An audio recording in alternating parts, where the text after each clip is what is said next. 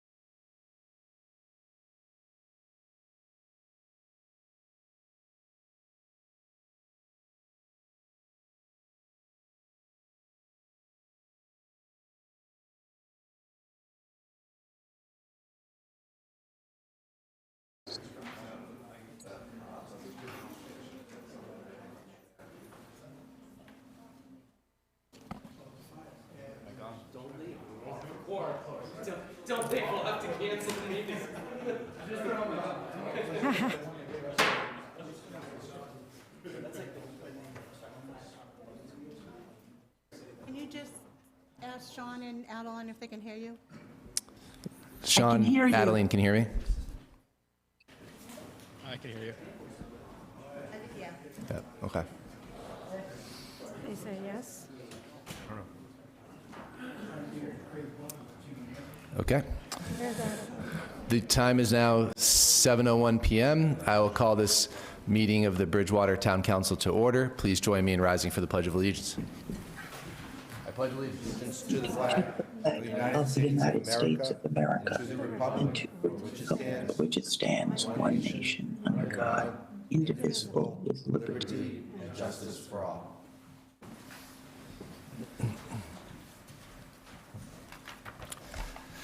Tonight's Town Council meeting is being streamed live via YouTube. Please go to the Town of Bridgewater Facebook page for the link. I do have some veteran condolences this evening.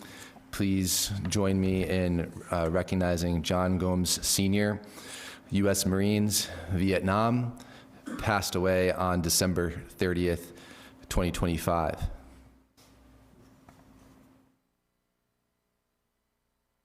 Thank you. I have also William B. Levy, U.S. Army, Korea, passed away on January 14th, 2026. Please join me in a moment of silence for Mr. Levy.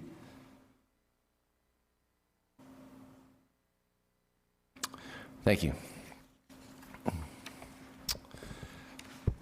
First off, on item A, we have approval of minutes from previous meetings. Do I have a motion for approval and discussion for our January 6th general public meeting minutes? So move. Second. Any discussion on the minutes? And we do have to do a roll call vote because we do have counselors on Zoom. Could I just say one quick thing? Yeah. I'm trying to remember if I had it written down. And I don't even know, my husband doesn't think this is important, so it probably isn't. But it says that Kevin Perry wasn't here, and then he came in, and then the next thing says that he was the one who voted for something. So it just looks weird when you read it. I don't know if we can put Kevin Perry came in, right at the. He wasn't present for the general public meeting, so we have two sets of minutes. Oh, okay. Which one I wrote it on the one. Yeah, it's the one for January 6th, 7 p.m. It was our town council meeting. Yeah, he was present for that meeting. But it says absent, Dr. Kevin Perry. Oh. Up here.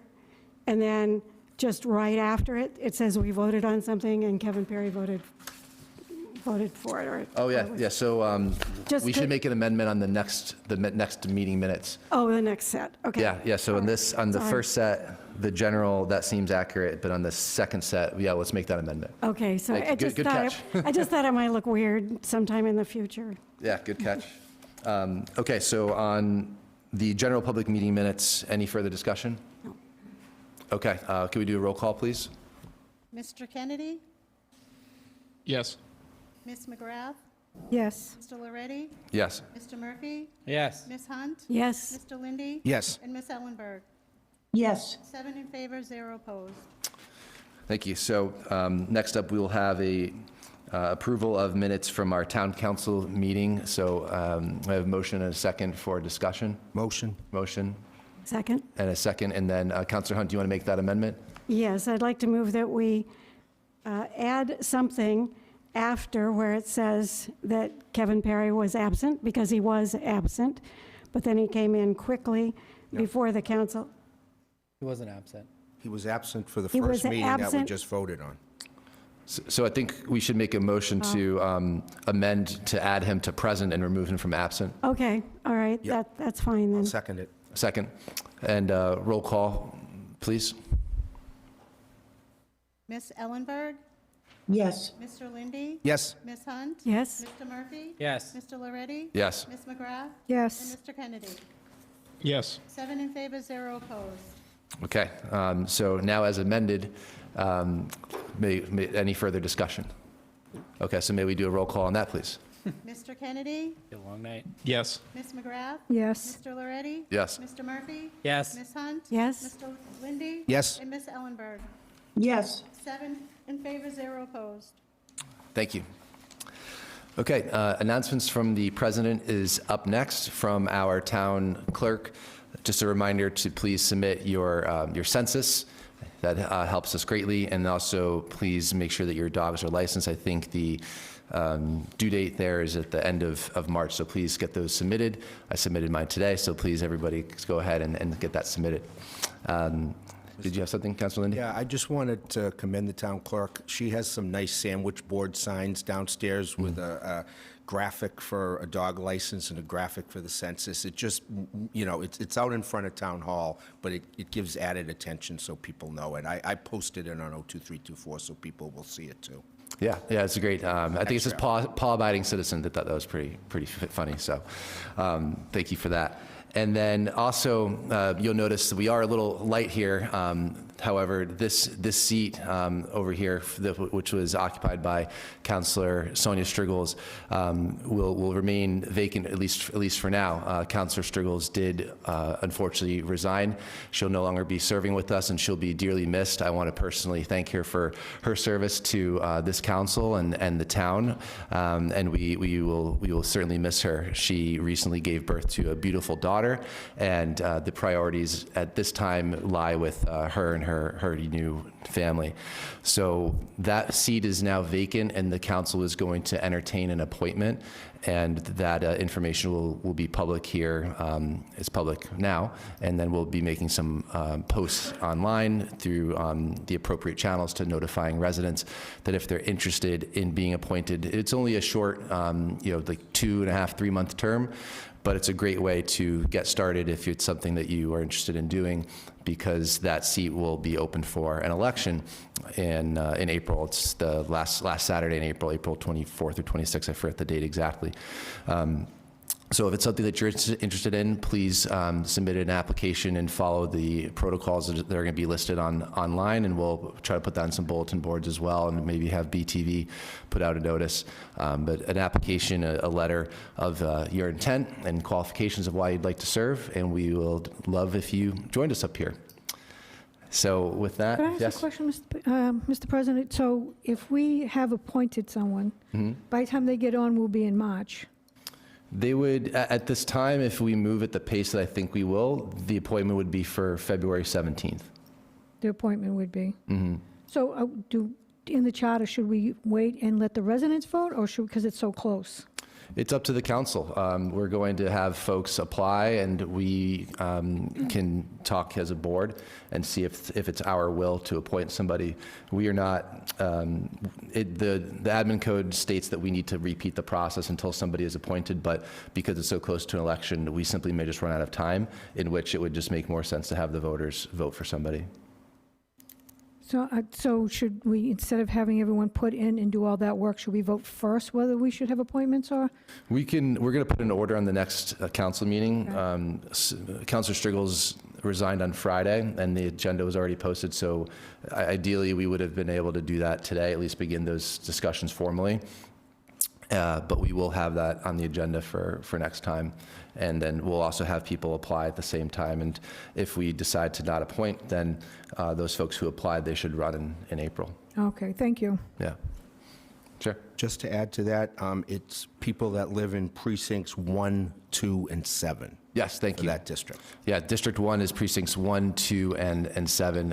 If you're not sure what precinct you're in, then go to the town clerk's page on our website there's a street list, and there's a map there as well. So good point, thank you. And just on the same point, we did, when we realigned the whole town, let's remember that some councilors served for 4 months, and then they had to run for re-election. So even a short-term appointment for a district seat is important, I personally think. Yeah, I was appointed in December. My first council meeting was in January, and I enjoyed getting a little bit of a runway into then getting elected and serving. So I appreciated it. Hopefully the board will appoint somebody. Hopefully we get some qualified candidates who are interested in joining us, and we'll continue to have those deliberations. Okay, next up, proclamations. We have none. So we will now move into citizens open forum. Due to Massachusetts open meeting law requirements, discussions will not take place during public comment periods. If appropriate, responses to questions and concerns will be given by the town manager at a future town council meeting. Anyone may comment at this time for up to 3 minutes. Please state your name and address for the record.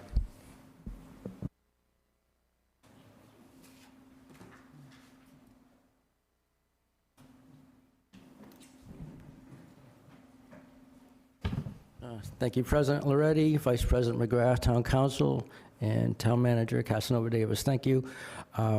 John Donna, 261 South Street. I just want to comment on a couple items that came up at the last meeting. The town being in a water emergency, as we all know, it was stated that only approved projects are allowed to tie into the water system in Bridgewater in town right now. And to me, that infers that if there wasn't a water emergency, that an unapproved project could tie into the water system. And I just wanted to know, am I just misinterpreting that? Or if there are situations where an unapproved project can tie into the water system. And I know there might be water discussion on the agenda tonight, so if someone could respond to that or provide an example if there is one, thank you.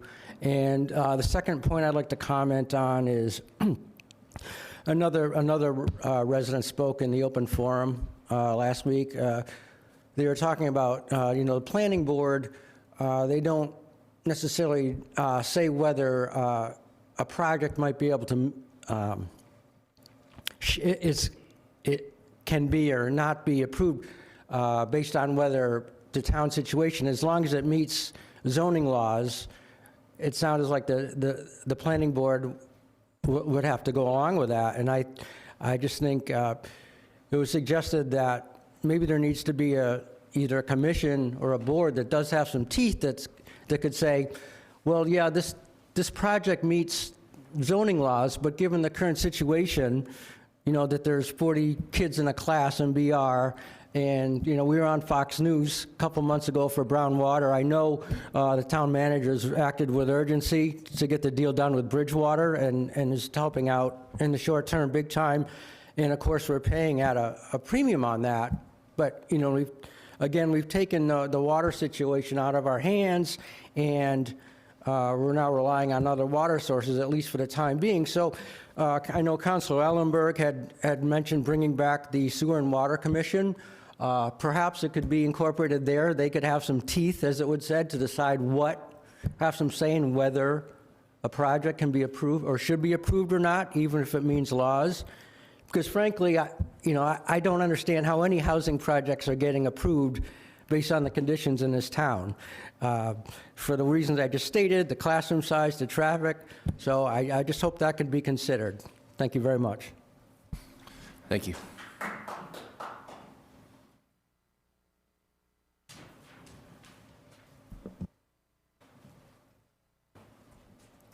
Hi, Janet Hanson, Pleasant Street. I just want to talk about the new website. I don't know if anybody else has issues, but I just dawned on me yesterday. I haven't been getting any email notifications about any of the committee meetings. I used to get them, not necessarily in a timely manner, but I was getting them, and it dawned on me I haven't gotten any. So I tried to said, well, maybe with the new system, those who were signed up are no longer signed up to receive email notifications, so I tried. And I couldn't find anything. I just got Public Works and stuff, so I never got notification of tonight's meeting. Even a lot of times it would be right at 7 o'clock I'd get the notification, but I didn't even get that. So I would like if somebody could explain today, tonight, because I can't be the only one, on how to do it. That'd be great, so we don't have to wait 2 more weeks. Have it answered tonight. And I went to look for the town charter. Couldn't find the town charter. I don't know what I'm doing wrong, but I put it in, I get blank. So if that could be explained tonight, that'd be great, because it brings me to the town charter. I was going to say, I still have brought it up. In the town charter, I know we can't have discussions, but you are allowed to answer a question if it's a simple question for clarification during a meeting. It doesn't have to wait till the next meeting with the town manager or whenever it decides to get answered, because some of them don't get answered. So I want to remind you that we still need you know, again, it's not a discussion, it's a clarification. I always use the example, I want to say that President Loretti's shirt, is that checkered? You should be able to say yes now and not wait for the town manager in 2 weeks to let me know. So it is in the town charter. I need everybody to review that town charter, but I would like to figure out how to find it in this new website. So I'd appreciate it if that could be answered tonight and not 2 weeks from now. Thank you. Thank you.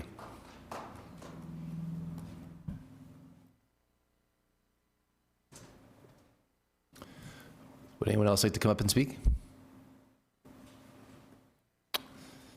Okay, thank you very much. Next, we do not have any appointments, so we will move on to our hearings. First up is Order FY 26-026, laying out and accepting a private way. This is Magnolia Way. This is a public hearing which is advertised in the January 13th, 2026 Enterprise.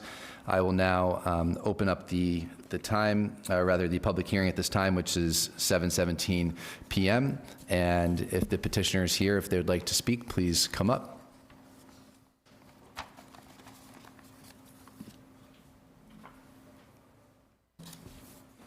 Good evening. Lee Castagnetti, representing the requesting party, Long-Built Homes, we developed the project. I believe you're aware that the planning board had, after review of the conditions of the road for conformity with your regulations by the DPW and the town engineer, your planning board voted at their recommendation that the roads, they voted favorably that the road should be accepted. Thank you. So at this time, I'll ask if there's any general questions from the public, if anybody from the public would like to come up and speak. Okay, seeing none. Anyone from the public would like to speak in favor? Seeing none. Anyone from the public like to speak in opposition? Seeing none. Councilors, do we have any questions about this one? I have one. It says that the title to the right-of-way of land area is currently held by the Bridgewater Preserve LLC. Mr. Casanova, do you know what that is? Excuse me, sorry. The right-of-way for Magnolia Way is currently held by Bridgewater Preserve LLC. That's just the company. May I answer that question? Yes. Long-Built Homes is the operating company, and we form an LLC as the ownership entity for every one of the different projects that we do. So Bridgewater Preserve LLC was the ownership entity that we created for that project. It's 100% wholly owned subsidiary of Long-Built Homes. Thank you, I appreciate it. Sure, my pleasure. A question. Questions. First question being, do you know how many miles or how long Magnolia Way is? About how many feet? Right off the top of my head, I don't. Estimate? About? How many homes are on there? There's 97 homes in the development, in the subdivision. Yep. There's two short cul-de-sacs that are on the agenda coming up next, Hemlock and Sycamore, and neither of those, I would say, is much more than 100 feet. So I would say the road's probably in the vicinity of 2,000. Who currently maintains those roads? Linear feet? We do. For snowing, plow, We do. repairs? To the town attorney, if I could? If this is not accepted, does that just remain with the LLC? Yes. When was the road paved last? I think around 2000, Into the year 2000? around 2000. So, at least to our town manager, so if we take over this public way and we realize that the road needs to be repaved in a couple of years, then we're gonna have to add that to our street list of roads that need to be paved. Correct, if that would be the case, yes. And if we're, It wouldn't be a couple of years. Yeah, Your I mean, there's. your longevity on that From our pavement is... DPW team, but also, Bob, you want to just directly address that? But, yeah, but if a town accepts a private way, becomes a public way, then yes, we have to maintain it. Assuming liability. The town engineer reviews these plans and establishes an amount to be put into a bond for any upcoming maintenance or required maintenance. So to take the obligation off the town, I mean, the developer is putting up that money, that funding and how long is that good for? in perpetuity. Okay. And one thing in addition to all these several sort of street acceptances in the packet, for example, there's, on this one, it's on page 28, for example, there's usually some communication with DPW and the entity to do some of this work, some of the work that's required, whether it's drainage basins, clean drainage basins, mowing, or different things like that. So our DPW team does interact with, with these parties before we accept the road. So. They actually generated a punch list for us to perform the various work before they would vote favorably, and that was a prelude to the favorable vote by the planning board.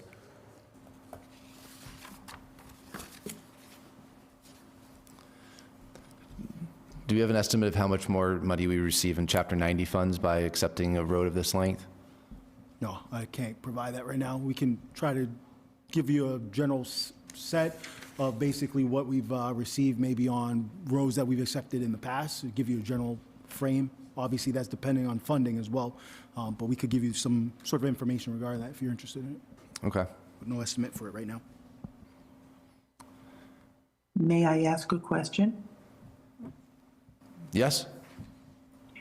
How much is the developer's bond for? This is 3-something. Do you have that? Yeah. We don't have that in front of us right now. Councilor Ellenberg, let me follow up with that. Yes, please follow up.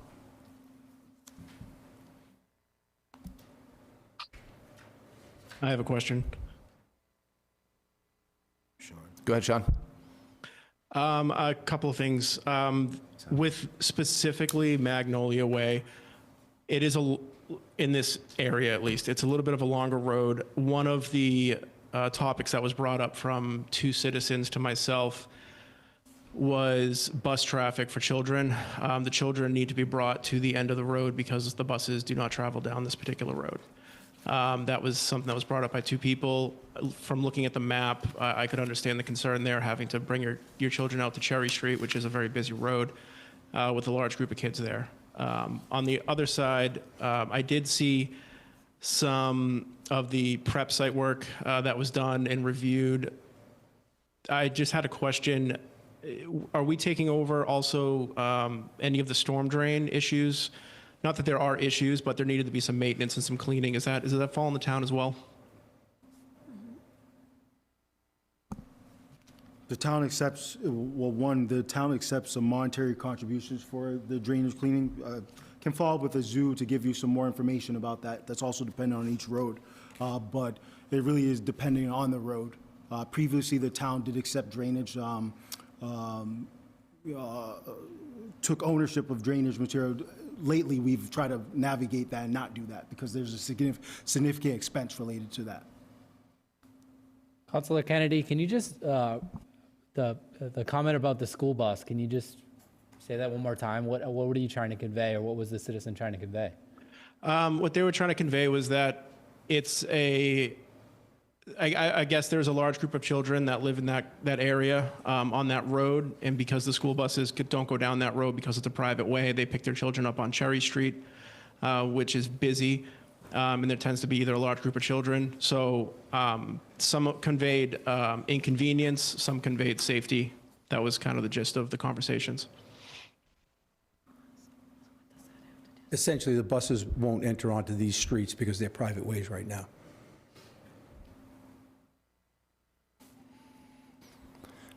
Another question for our town manager. So obviously this has been well vetted through the departments and the planning board, but has anybody done a cost-benefit analysis of the town accepting of the roads? I don't know if that's typical, because what we're looking at here is, quite a large road, and are we, prepared to, assume all of that maintenance? Is it something that's going to be beneficial to the town to take on more roads when we have a hard time managing the roads that we have now?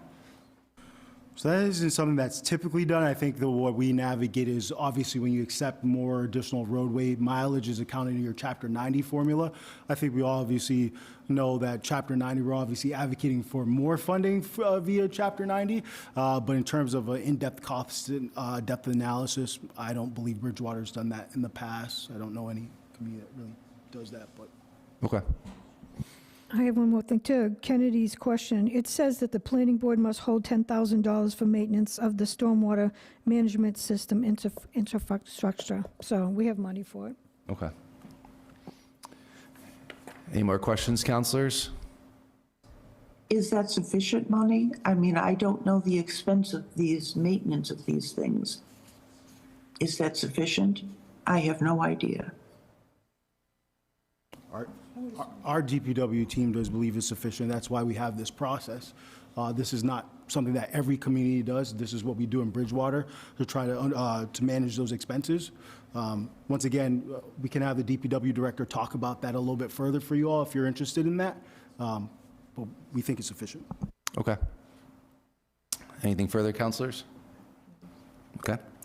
So the time is now 7:27. I will close the public hearing, and I'll ask my councilors if anybody would like to make a motion on this order. I'll make a motion to continue, right? Is that what I heard the DPW director is going to provide more information? Yeah, is there a second on that? Second. A second? Yeah, so we could have a discussion on that. I personally would like to hear from our DPW director. I would love for the town to accept the road, but I'd like to hear a little more information before we make that commitment. So I would be in favor of continuing, but any other comments from our councilors? Yeah, I think it's sufficient. I mean, if the DPW and the planning board approved of it, I'm good with it. I know they won't go out and look at it because I've watched the planning board. So I knew these were coming up, and they do go out. And Shane, they have a checklist, and Shane always says, if you have questions, contact him. So I feel like they've thoroughly vetted it. Okay. So I'm okay with accepting it. I just have a question about the kids walking down the street. I'm not sure where that enters in to any part of this. I live on a street. I had 4 children. I live at the end of the street. My children had to walk out to the main street to catch the school bus every time they went on the school bus, and so did all the other kids from the street, and so do they still now. So I'm not really sure what that has to do with whether or not we want to accept this road. Councilor Kennedy, can you elaborate on the feedback that you received from the resident? Yeah, sure. All I'm doing is sharing the feedback with the councilors based on what residents mentioned to me. That's the sole purpose of that. It's not to sway anything one way or another. It's the only feedback that I received on this was the school buses entering into that neighborhood. I think not to belabor the point, but to try to be helpful regarding this, anything transportation related, sort of setting the bus, et cetera, you probably would want to talk with the school district about that. They set up, the bus transportation. Planning, I don't know if they didn't go down the road, particularly because it was a private way. I don't know because if it's a public way, I don't know that. That would be a decision with the school district. They handle the transportation aspect. Councilor Kennedy. I would say it could possibly be if it's a dead-end road, because I live at a dead-end road, so there's no way for the school bus to turn around. At least I presume that's why they never came down our street. And I don't know what this road does. This is not a dead end. It's not a There dead are end? two separate means of ingress and So the egress. bus could come down and keep going on around Can. and pick up the kids as it goes? Yes. Okay. Anything further? Just one quick question, I guess, for the town manager. When we vote to accept the private way, does it immediately become ours, or is there a grace period? That one I don't know. I think that's something that we'll have to follow up on. That one I don't know right away. What was the question? I was looking at another. Go ahead. When we vote to accept the private way, is that an immediate acceptance, or is there a grace period? Do you know? There's no grace period, but there's a time period in which, one, your actions become effective, right, under our own rules. And then there's a certain amount of time in which we have to record the taking, which is an additional 30 days. So there is some period. I wouldn't say it's a grace period, because once you've approved it, you've kind of approved it. The grace period really goes to the logistics of the recording of the document. Usually the way it works, just in practicality, is once you've allowed it, we'll go to record with it, even though it may not become effective until a certain date in the future. It's important for us to record it as a taking within a certain amount of time. So we may even record it at the Registry of Deeds prior to that date, and then it will become effective on that date under our own charter. But it's usually around 30 days, just so you know. Thank you. For both things. Thank you. Yep. Anything further from councilors? Okay, so the motion on the table is to continue to our next meeting. So can we take the roll call, please? Mr. Kennedy? Yes. Ms. McGrath? Yes. Mr. Loretti? Yes. Mr. Murphy? Yes. Ms. Hunt? Yes. Mr. Lindy? Yes. Ms. Ellenberg? Yes. 7 in favor, 0 opposed. Okay, so we'll move on to the next one here, Order FY 26-027, laying out and accepting a private way. This is for Hickory Lane. This was advertised in the January 13th, 2026 Enterprise. I will now open the public hearing. It is 7:32 p.m. And petitioner, again, so I'm assuming this is a similar situation, but if you wanted to speak specifically to Hickory Lane. Really no different, the exact same scenario as Magnolia and Hemlock. Okay. I'm sorry, and Sycamore, yes. Sycamore, yeah. Great. Are there any general questions from the public? Seeing none. Is there anybody from the public that would like to speak in favor? The paving's been done. You could come up.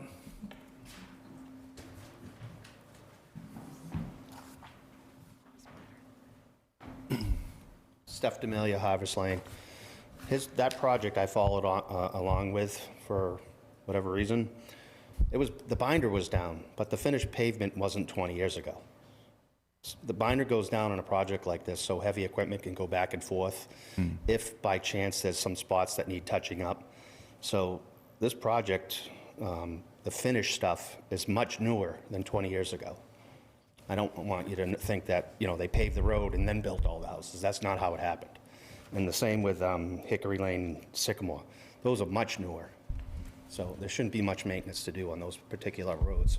Yeah, that's helpful because when I hear, that the road was paved 26 years ago and then houses were built since then, it makes you think, does it need to be paved again? That's not how it was. Got That's it. not how it went. Thank you. Excuse me if I could interject for a moment. Where did this 26-year period come from? You said that it was paved in 2000. 2020. Oh, you said 2020. Said 2000. I apologize. I misspoke. Did I? I sincerely apologize. Okay. We purchased the subdivision in 2015. The houses were built over a period between 2015 and 2020. And then upon completion of construction of the homes, we installed the finished course pavement on the road. And that was somewhere between 2020 and 2021. That changes a lot of things. I apologize sincerely for my It was like previous... 26 years is a long time ago. Okay, well, thank you for that clarification. Anyone from the public like to speak in opposition? Thank you. And councilors, any questions specifically on Hickory Lane here? Yes, just a quick comment. It just came up previously in a comment, but it does say in the letter from the planning board that they are holding $337,242 currently. And then it says, if the board chooses to release this funds, it must withhold $10,000 maintenance for the stormwater management system. Okay. So the dollar amount is there in the letters. The first number was the bond, the surety bond. It just says currently the planning board is holding $337,242. So I don't know. That is the bond. That's the surety bond. Okay. Okay. Thank you for that. Any more questions, councilors? Okay, so I'll close the hearing. It is 7:36 PM. So considering this is similar to the previous order, do we want to make a similar motion? Anyone like to make a motion? I'll make the motion to continue it. Okay. Do we have a for the next second? meeting. Second? Second. Any discussion on continuing?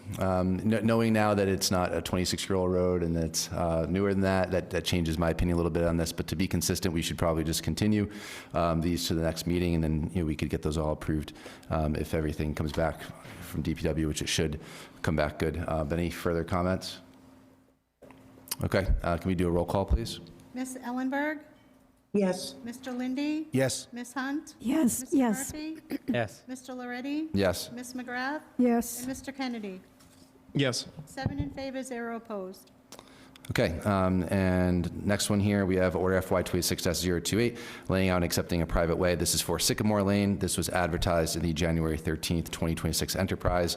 I will now open up the hearing at 7:37 PM. And petitioner, anything on this one particularly? All right. Nothing new. Nothing new, great. Any general questions from the public?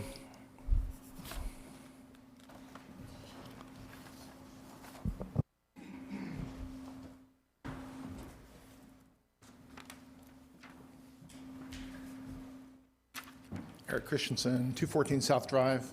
I was just looking on the map, and Magnolia Way looks like a mile long, and Sycamore and Hickory are both off of it as cul-de-sacs. I just wanted to enter that in the discussion. Great, thank you. That's definitely helpful. That was it. Thank you.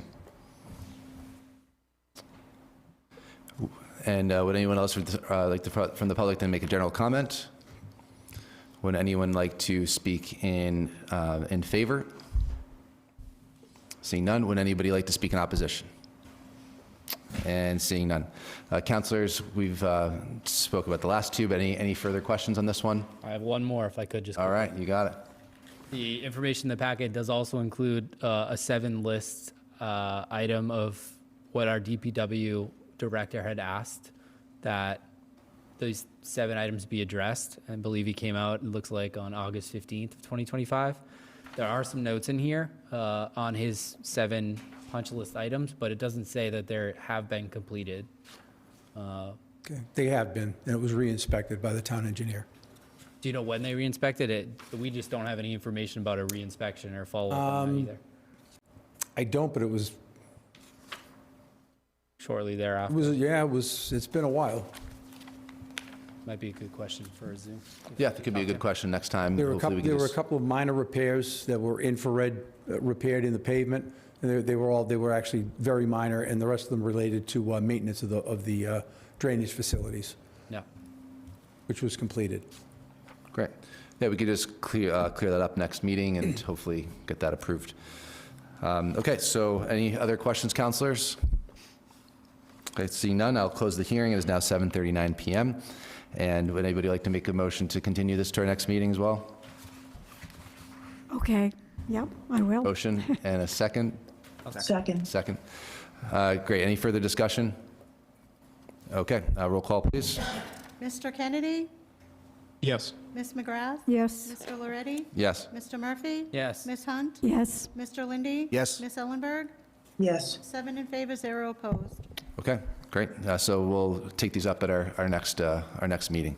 And so for clarification on the continuance and for your next meeting, essentially, what are you looking for to not continue this further and to actually get a vote? Is it strictly the DPW's input? Yeah, just the DPW director's input, and I personally like to see just some clarifying answers on some of the financials of taking over the road, the length, and then a couple other questions were up on like the punch list, and that would be it. Which would be the DPW would answer the questions on the punch list. Yeah, and we could circulate an email if that's appropriate as well, just so that we get this done for you next time. Great, thank you. Great, thank you. Appreciate it. Thank you, have a good evening. Okay, next up, we have petition P 2026-01, granting of the Class 2 used auto dealer's license. This is for Vivo at 560 Bedford Street. This public hearing was advertised in the January 9th, 2026 Enterprise. I'll now open the public hearing at 7:40 PM. Is the petitioner present would like to speak? I'm fine with speaking. I'm just say that it's going to be a pleasure to have a business here in the town. So yeah, it's that. All right, thank you. Are there any general questions from the public? Do we have his name for the record? Oh, yeah, what's your name for the record, sir? Tiago Pimenta. Thank you. Could you spell it? H-I-A-G-O. I have it. I think our council clerk has Our it. council clerk has it. Thank you. Making sure, just to be. Would anyone from the public like to speak in favor? Seeing none. Would anyone like from the public to speak in opposition? Seeing none. And councilors, do you have any questions for the petitioner? You can come up, sir. Well, not for the petitioner Okay. specifically, but through you to the town manager. Is Sure. everything in order for this?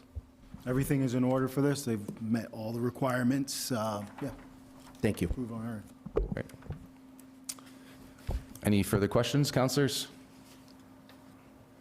I have one, just to clarify. Yeah. Are there any increases in the vehicles that were on the lot previously to the new business? No, it's Thank you. Anything further? Okay, seeing none, I will close the hearing. It is now 7:42 p.m., and I'll ask for a motion. I'll make the motion to approve the Class 2 used auto dealer's license.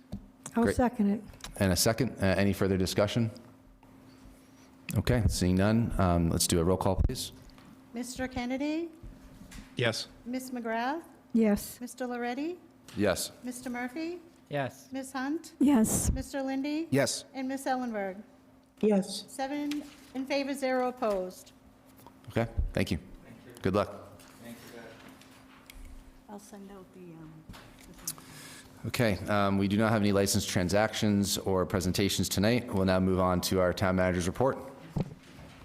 We have Alright. fire station department update, fire department update first, Do and fire then fire department station. update first. I'm going to invite Chief Slats. No, Deputy Chief Grafton is here as well. I want to acknowledge that.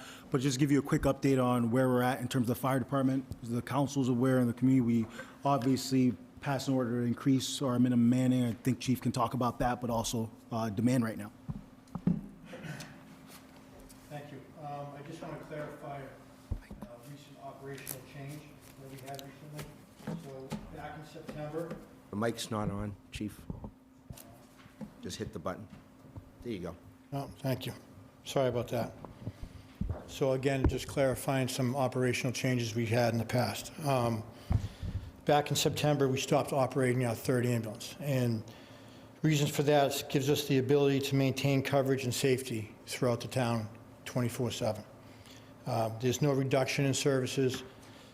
So in the past, as I've educated everybody here before, how we operate the third ambulance, just to remind everybody. So each station has an engine and ambulance on each side of town. So when the both primary ambulances are out, depending on what side of town that third medical comes in, the engine crew will cross-staff our third ambulance. So our third ambulance will go on that medical, transport that patient, and then when that patient's transported, we only have one person left on that engine. So when they return to that station, there is, that engine's out of service, that station cannot respond to another call, so that side of town has no coverage. So at that point, we rely on recall. We will call personnel in to cover that station. So when we do our recall, we recall a group, and depending on how many people respond and come in, it's usually a 10 to 15-minute response time before they show up at the station. Sometimes we don't get anybody, and we have to call another group. So that will push it back to 25 to 30 minutes possibly. It doesn't happen all the time, but it happens. But due to this, so what the change is now, we operate both our engines on both sides of town are ALS engines, which means they're supplied with all the advanced life support equipment as our ambulance does. So we have the ability to do patient care with our engines same way as we would our ambulance. So now when that third medical comes in, Our engines will go to that medical. We'll call a mutual aid ambulance. So when our engine gets to that medical, we'll provide all the advanced life support care. We can do oxygen therapy, respiratory medications, EKG monitoring, IV therapy, trauma care. We can do all the same ability that ambulance does. So our guys will treat the patient, package the patient, the mutual aid ambulance will come, transport that patient. So when they do that, now that engine remains in service, that station stays staffed, and we now have the ability to provide fire and EMS protection on that side of town. So this ensures continuous town-wide coverage. No stations are empty, no unnecessary recall delays, and a reduction in overtime costs. So with that said, it doesn't eliminate our 30 ambulance. We still have the opportunity to, our officer on that engine, if we have a priority call or a critical call, at that time, we can still take that 3rd ambulance. So if we get a serious call, like a pedestrian getting hit by a car or whatever, so instead of doing the mutual aid ambulance, we will strip that engine for that priority 1 call and respond to that call. So just to clarify, because people have been seeing a lot of mutual aid out-of-town ambulances in town, and that's the reason why. I have a question. When mutual aid comes in, I'm assuming we're not billing now for that that care beyond that point. So is that loss of revenue, worth looking into? Like, does the cost analysis, make sense to make sure that we have the proper staff so that we're able to take care of that patient so that we could bill for that? I don't know if that's something that we've even thought of. Well, as a department leader, I don't look at the cost. I look at the coverage for the town. Mm-hmm. And for when this happens now, we have to recall people at time and a half. Mm-hmm. So it's kind of a wash. Yeah, that makes sense.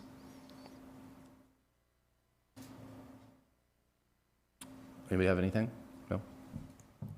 And just an update on the 11th man. So now we have both our engines are staffed with 3 men. So we very efficient, very aggressive. We can perform all our duties, and I appreciate that.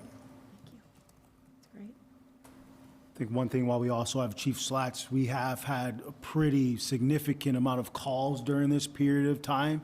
Obviously, as we progress through the budget period, I know the chief has advocated for more support because of those calls, and we'll obviously talk about it, but we can present some information about those calls as we come forward. But they have been pretty significant, I think, these past few weeks, Chief. Yeah. Mm. Thank you. Great, thank you. Thank you, Chief. Next update might be Bob's last fire station update, potentially. Yeah, there you go. Good evening.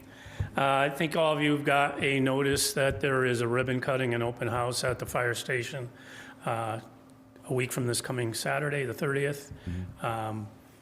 They've been in and operating now for 2.5 weeks. They haven't called me, so that's good. So I think, again, if you haven't had an opportunity to be there, you'll be impressed. Right now, Lori and I and Ashley are just reconciling all the outstanding invoices. So I probably will come up at the next meeting just to give you kind of where we think we are in terms of what was left in terms of contingency. Great. Any questions? All right, awesome.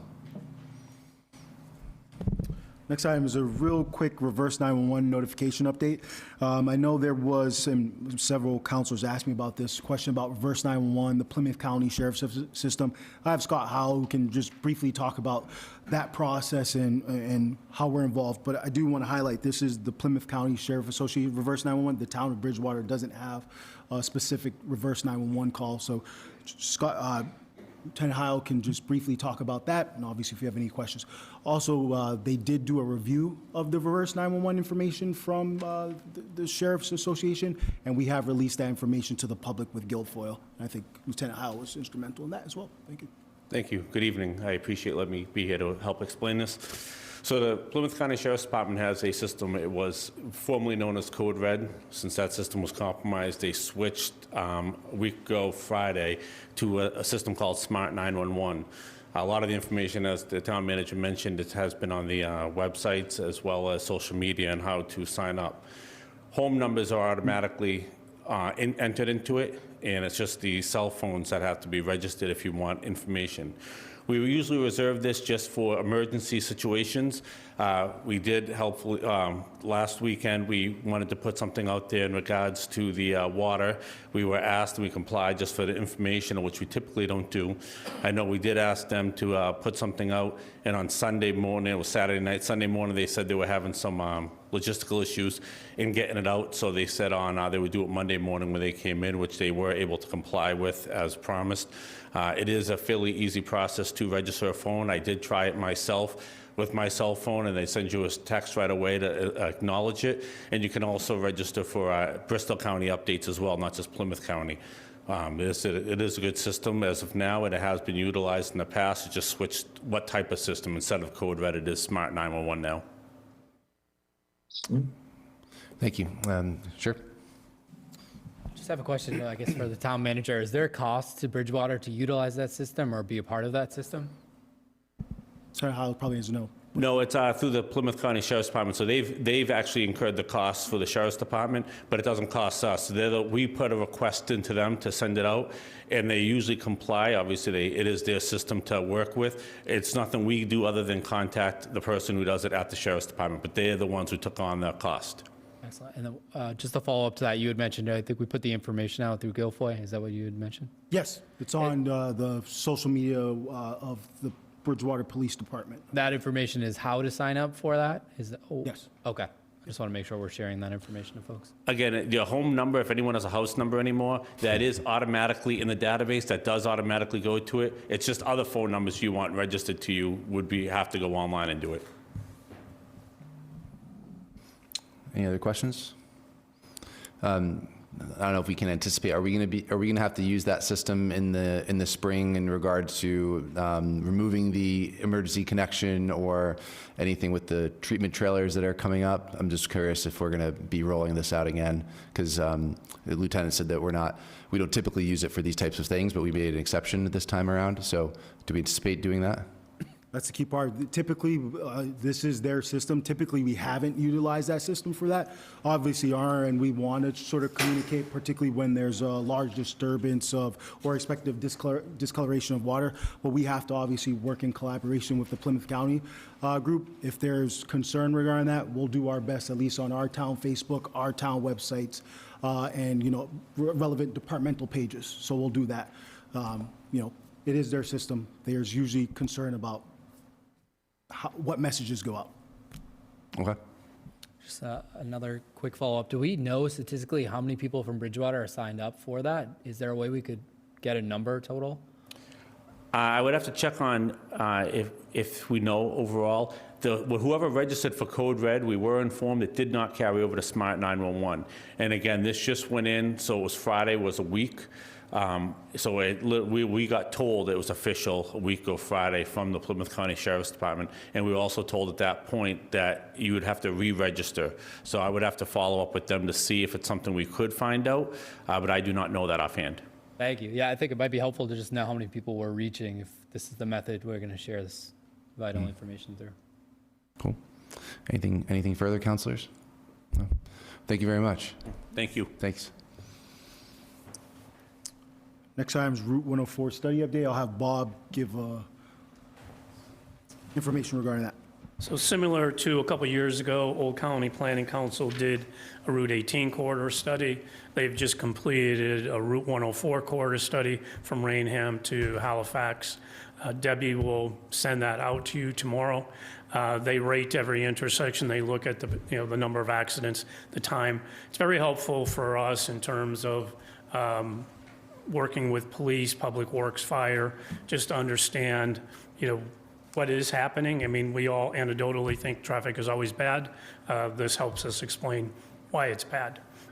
So if anyone has questions, they can reach out to our office, but it's a very thorough report, and we're grateful to OCPC for, doing that work for us. Just to follow up, this is the study that began, was it over the summer? Because I know they Yeah, we had a public meeting here in the summer. Unfortunately, I just want to add that Ray Garano, who worked for OCPC, was at that meeting. Several days after that, suddenly passed away. He was big, both on the Route 18 study and this study, was very helpful to us. So that was a big loss for OCPC and for us. Yeah, there was a lot of good information in there. So, I mean, if folks are looking for good information to follow up on, they did a great job with that. Yeah, they did. Any questions? No? Thank you. All right, and then we'll have Superintendent Young provide a brief water update. Good evening to the council. The tanks are filling. The system pressure should start to rise over the next couple of days and weeks as we continue to fill those tanks. The Middleborough interconnection, Bridgewater interconnection is fully online. Water department staff are checking it daily for operational and to make sure that we're receiving the flow at all times. To date, we have received just over 2 million gallons of water. We're doing about between 200 and 250,000 gallons a day. We're hoping that that will start to slow down a little bit as the tanks fill and the pressure starts to build. The interim treatment trailer or systems, the water department is continuing to collaborate with Apex on the interim treatment systems to hopefully as well include PFAS in those. Right now we are reviewing the water quality and engineering plans on how it will integrate with those wells. Right now we are currently going through site prep and things like that to get the site ready for the potential trailers that are equipment that is coming in. One operational note, over the next couple weeks, the staff will hopefully be getting out to do hydrant flushing. This is something that is obviously not ideal this time of year, but it is important to maintain the water system. It will obviously be weather dependent on weather conditions and road conditions as well. We will notify the public of where we're flushing in the areas and how long we expect to be flushing in those areas. So it's just a matter of actually moving water again in the system for us to better determine how much water we actually need to move to clear those water mains. That's all I have. Bill, you glossed over something pretty exciting. You said that we may be able to filter out PFAS with these treatment trailers? Yes, that is something that we were collaborating with DEP and the engineers is right now with 10A and 10B being offline, we are closer to being under that 20 nanograms per liter threshold for reporting. So the PFAS in those wells is high. Mm-hmm. So if we have the opportunity to include PFAS in treatment in those systems, we want to be able to do so. And from my understanding, the water is going to be filtered from the wells through the treatment trailers, and they will go directly into the system. So if it were, I don't know what numbers you guys are anticipating, but if it's possible to have a non-detect level of PFAS going into the system, if the system is at 18, 19, it will stay below the threshold town-wide. Yes. Yep. So that's pretty exciting. Very. Hopefully that works out. Okay, so kind of a general question for both Mr. Young and for our town manager. Is there a way we can inform people in different ways? What I mean by that is you can read it on a website, you can look at notes and stuff like that, but is there any way to utilize our cable television station, Facebook Live, something like that to communicate to the public? Because I get lots of questions, and I'm certainly not qualified to answer those questions. I'm not an engineer. I don't have your background. Is there any way we could utilize other means? I'll take that one. So, yes, I think we have done some of those things. I'll tell you some of the things that we've done and some of the things that we've talked about and taken a look at. So obviously we've had go on podcasts and talk about this. We use BCTV to have a presentation with Jabbar regarding some of the work that we're doing there. For example, we've had, town manager series. I brought Bill with me to address water infrastructure issues, for example. And in my operational update for this past month, I mentioned that we're going to have a specific water forum that I would love to do, and obviously have collaboration on there, allow some dialogue with residents and us. That's something we want to do in the future. In addition to that, I've talked with Guilfoyle about putting some videos together, putting some videos together about our water system, understanding treatment, distribution, talk about some of the work that we're doing. Obviously, that's dependent on bandwidth too. We're trying to focus on addressing this issue right now, but that is something that I've talked with Guilfoyle about doing in collaboration with our water team. I think it's important. So, obviously, if there's other ideas on how to communicate differently, we're all ears, but that's the work that we've done, and that's some of the work that we're looking to do. Thank you. Councilor Murphy, did you have anything? Yeah, I just wanted to ask if there was an update. You kind of mentioned, I think we're doing water testing at those wells, 10A, and say water quality. Yeah, we're required to by DEP if it is in active status. And I know we had talked about alternative water sources, and Mr. Andrews has been here. We've talked about Brockton, Taunton at one point. Are there any updates on maybe alternative water sources, or where conversations lie with that piece? Yep. We have, obviously, Mr. Andrews. We're waiting on his team to give us some information. We've collaborated. We've talked. As we get information from them, we will obviously take a look at that. Our team has to take a look at the engineering. We'll probably go to DEP. But as we get that information, we'll share that with you. We did have a productive conversation with Brockton in terms of the desal plant and opportunities there. In regards to Taunton, I think I've brought this up before previously. That isn't something that is going to move forward. But as we get more information, we'll share that. But at least on the Brockton discussion regarding the desal plant, because I know there's been a question about Brockton water, et cetera. The desal plant's in Dayton. It's PFAS-free water. So, once again, they indicated some interest in collaborating with us. We'll have some further dialogue with them, get some more information, and share that along with the council. I have one, Johnny. Yeah. Thank you. Mr. Young, when we talked about interconnection before, we talked about that other towns may use different chemicals than we use. Yes. So is Middleborough comparable with us, how they treat you? That's one of the reasons we first looked at the interconnection with Middleborough is being a former operator in Middleborough, I understood that they did have similar water qualities and similar chemical treatments. That is a big thing in the water treatment industry, is making sure that the water qualities match if you are going to go in an interconnection route. All right, thank you. No problem. Just two more quick updates, and for either of you. Bridgewater, we're still under an emergency water declaration. How long does that last? What does that look like? Under the declaration of water emergency, I will not be able to lift that order until the interconnection is no longer active. We need to be relying on our own system in order for us not to be in an emergency status. And we still have an active water ban. Yes. Separate from that, just within our town. Yes. Is that a permanent thing, or what does that look like in terms of time frame? That's something that we are considering with new regulations and everything. That's going to be dependent on what we actually deem we can pump out of the ground and actually treat properly. Also, I think it's largely dependent on water conditions too, Yeah. right? In terms of water ban and questions regarding that. Droughts. Drought, et cetera. There's a lot of things that factor in there. So in regards to will this be permanent or not, we can't say that at the moment, but obviously we look at that based on the situation that's presented to us.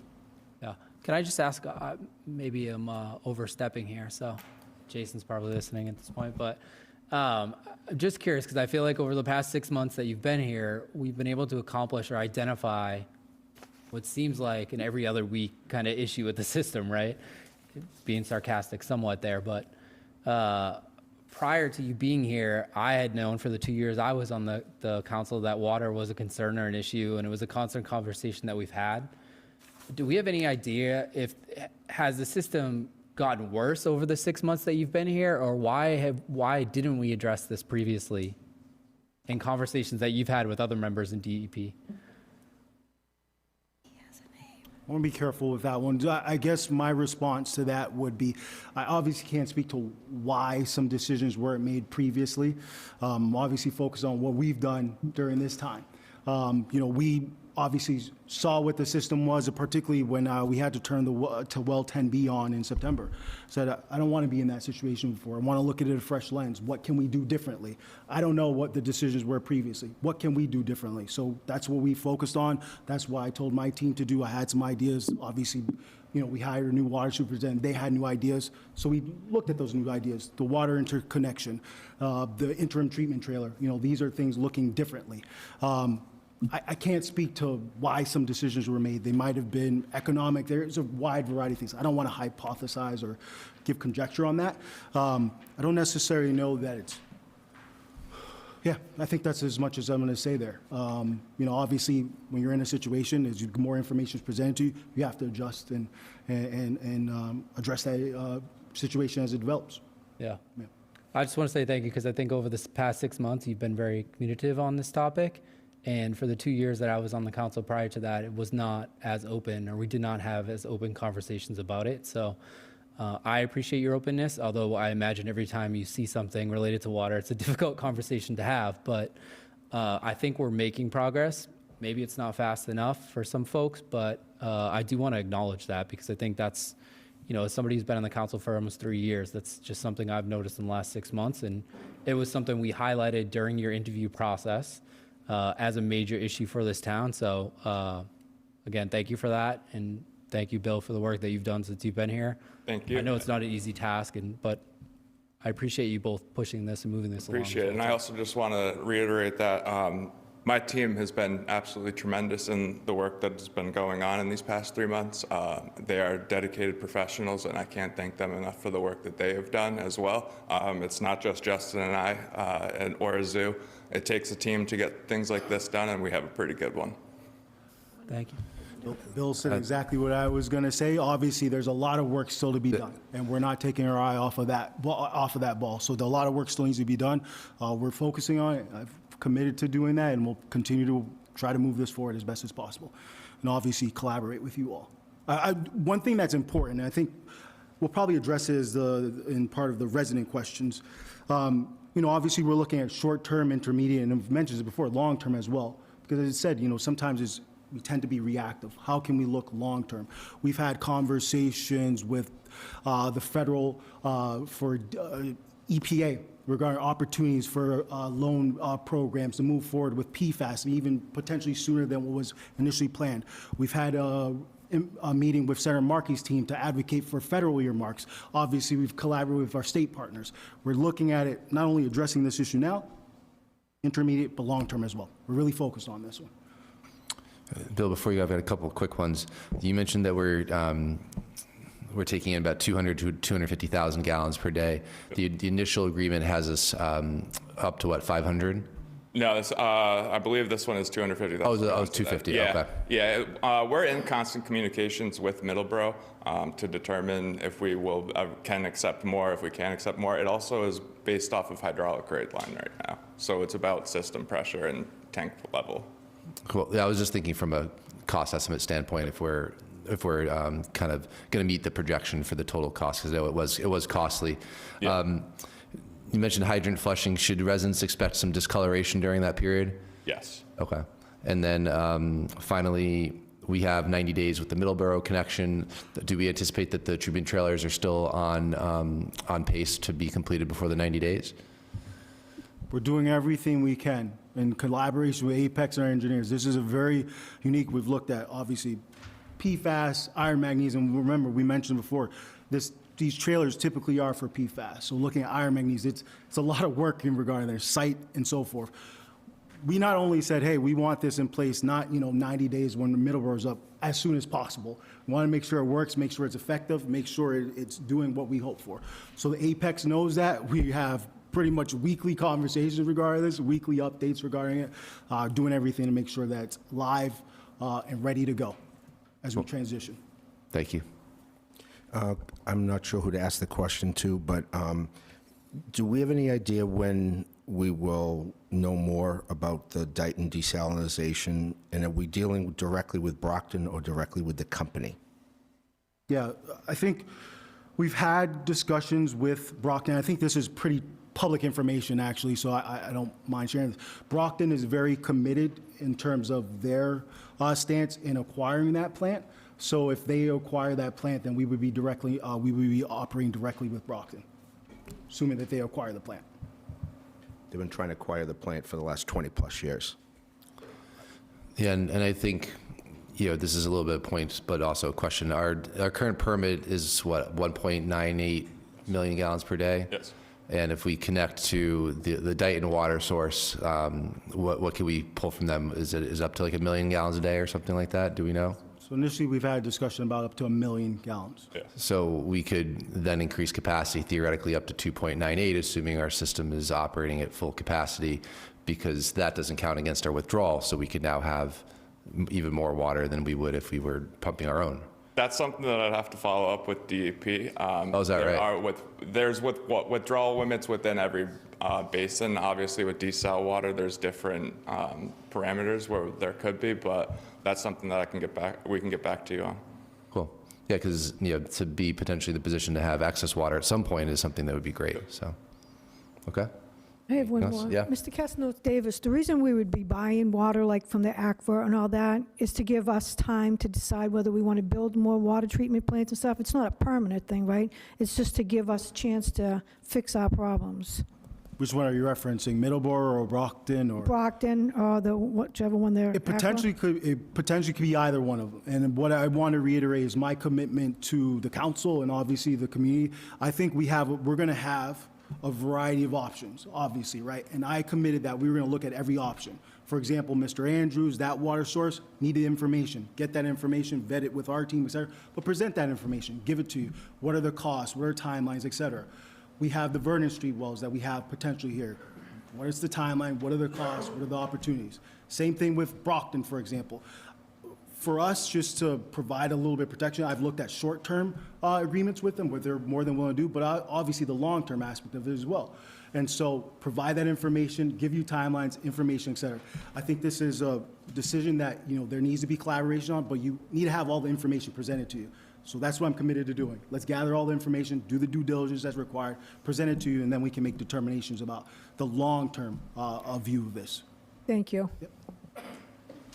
All right. Thank you. Mr. President, just because you said it, when would you have that information? When ideally would you present that to the council? Some of it is dependent on, getting information, from similar sources. Obviously, we had a conversation in Brockton. They need to send over a water agreement, et cetera. We need to take a look at that. Obviously, if we're talking Mr. Andrews' group, they've got to present information. I don't want to give a timeline on something that I don't really control, obviously. But as soon as we get the information, we'll want to share it with you all. Okay. And have a recommendation. I think that's a key part of this too, right? Yeah. I think it's not only just giving information and leaving it out there. We want to vet it. We want to give some information, give some clarity or a recommendation on direction as well. Okay, great. That's very helpful. Thank you. Thank you. Mr. President, I just had a question for Mr. You Young. Sorry. Mr. Young, this kind of piggybacks off of Councilor Murphy's comments about water bans. I'm looking at the timeline. If things work out well and we're late April of getting those wells back online, the town does, and please correct me if I'm wrong, but this has come up at council meetings in the past. The town does have an imposed water restriction by the state during the summer months. Is that correct? Yes. Okay, so even with all this online, because a lot of residents will be watching this, we will have the same regularly scheduled water restrictions imposed by the state that have nothing to do with the conditions of our water situation. Yes, we are all regulated by the drought conditions. All right, thank you. Thank you very much. Next item is just a real quick update, just regarding municipal aggregation. We made a commitment. Obviously, our municipal aggregation program began in December. We acknowledged that, the rate for National Grid would change in February. I did receive information regarding that. The town's rate is lower than National Grid's rate for that period of time, so I just want to acknowledge that. Locking in a rate is not an exact science. You're taking, you're looking at market conditions, and I just want to say I think we got it right. So we had a lower price than the previous year. We're lower regarding National Grid's basic service rate for the following 6 months as well. So I'm happy that residents have the opportunity to utilize that program. Really quick information, just so we can move forward. About approximately 84% of the town residents are on the town basic service rate aggregation program. About 12% of people decide to opt out, and they can decide to opt in, opt out, no fees or anything associated with that. So we're very proud of that, and I appreciate the collaboration with Energy Committee and everyone in terms of moving this program forward. Glad to be a part of trying to help residents. Thank you. Any questions? No? So the next item, I'm going to have actually our building Commissioner Steve Solari come up. You know, I do want to acknowledge, I think moving forward, town manager's report, I got a nice recommendation from one of our residents about approaching questions, because I know some of the questions that were posed as part of the public policy input meeting and some of the questions submitted, we've addressed a couple of times, but it's, you know, obviously not everyone's able to watch a council meeting all the time and so forth. So trying to directly say, hey, these are resident questions, something to refer to, I just want to acknowledge that was a good suggestion. We'll do that forward. I'll have Steve address some of the questions that were addressed at the public policy input meeting. Good evening. So Steve is going to address, I think you asked about ADUs. We can give some information about ADUs. We can give information about the building permit process and the aquifer over there. I'll do the ADUs first. Steve, I think you have to turn your mic on. Can you hear me now? Okay. At this current moment, the building department has issued 13 ADU permits.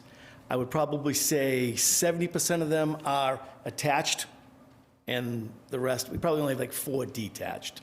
I know those concerns about the town increasing by thousands of people.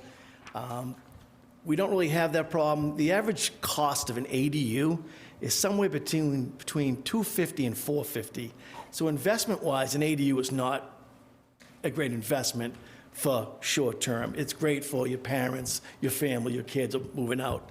I have about 3 right now that are pending. So 12 issued, 3 pending. So we do get a lot. There's a lot of areas in town that we can't even fit ADUs. I know this was also brought up at the last meeting about the size of District C and District D. All those lots of, those are the areas around the college, around the center of town, very small lots. Pretty much all of them legal non-conforming, meaning they don't even meet the 18,500. So we have a lot of areas in town that wouldn't even be able to fit an ADU detached. You could maybe incorporate it in the building, up the building, or in the basement of the building, but as far as adding on, not too much. So we do get a lot, but I don't think at the pace that everybody thought that, ADUs was going to take over the world and, doom and gloom. It's just, it's a good process right now, and it's helping out a lot of families and parents that don't want to leave. We have, I'd say, probably 4 or 5 are kids taking over the house, and the parents are moving into the ADU. So which is kind of nice because they get to stay. So the ADU one's pretty easy. As far as I know permitting process was asked, how we do permitting, and we have a very good system. It's permitized, and the way the permits come in, and I'll use Perkins Foundry as an example. So after the foundry gets approved by CED and the planning board, the foundry will apply for a permit. I get the plans, I review the plans, all the documentations, and once, not to make it quick, but once we take care of all that, I send it out to sign off. So a project like Perkins, the sign off would go to planning board, it would go to fire, it would go to water, it would go to sewer, conservation, highway department, because that's located in our section of Route 18. And any other department that I felt necessary, that gets sent out. And the way the system works is it sends out as a green dot. So when I send it out, it's a green dot. When it comes back approved, it's a blue dot. So say the planning board, they were all set, they've got all their information, they got all their bond money, they'll check it out saying approved. If, say, the water department was waiting on the study report or waiting a check, they would sign disapprove, which would turn it red, and then they would put in an explanation of why it's disapproved.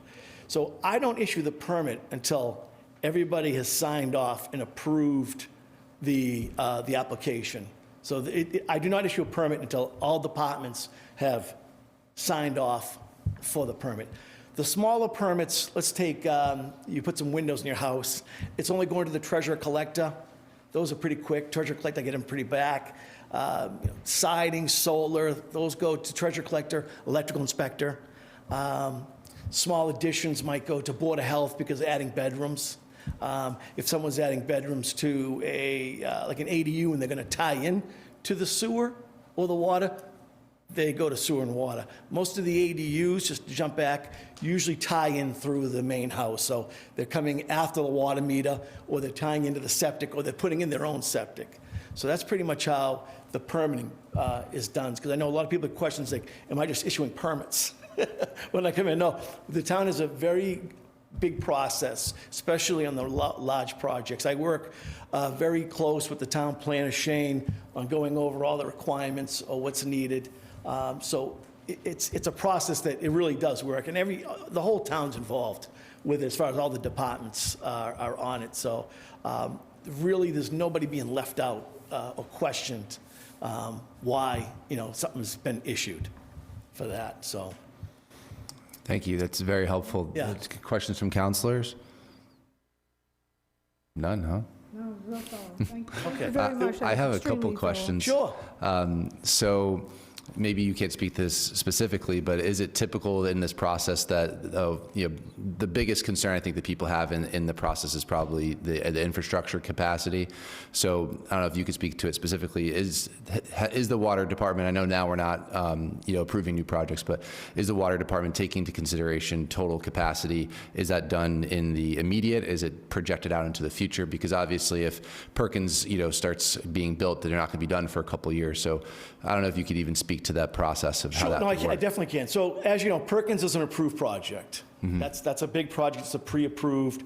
So, and as the town's decided that we're going to, approve big projects, it's still gonna have to be, the sign-off would still go to the water and sewer. And since the water and sewer gentleman came on board, we've had a great pairing up of making sure that all the processes are done right. Because there was a lot, they're new, so they were questioning a lot of how we were issuing and how it was issued before. So we've come up with a better system for us, myself and water and sewer, to make sure that we don't have any problems with if the capacity. Capacity is not determined by me, it's determined by them.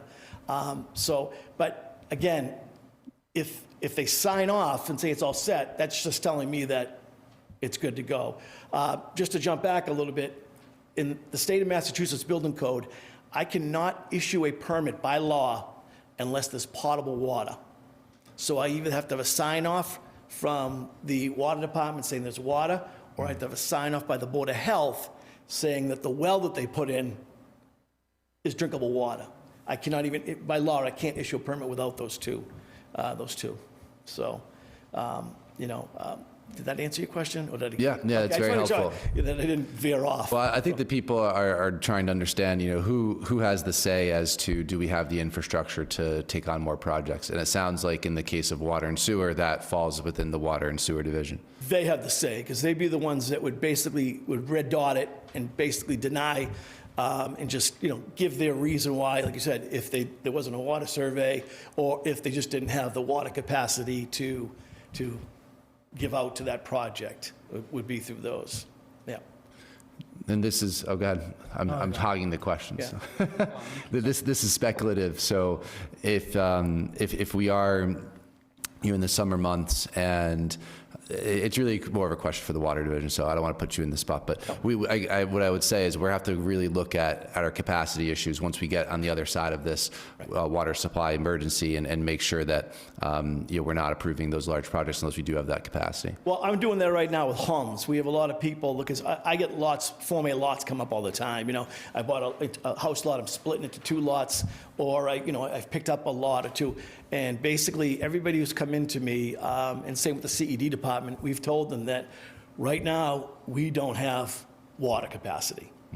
So I still can give them the option. I say, we don't have water, but that doesn't say you can't put a well in and pull a permit. It's just that we cannot give you water. So I can't give a permit to you based on our, so we are, because of all the situations, we are telling everyone that comes in that hasn't been an approved project that it can't be approved right now because of the water. And then, I have them reach out. You say, reach out to the water department, reach out to the sewer department.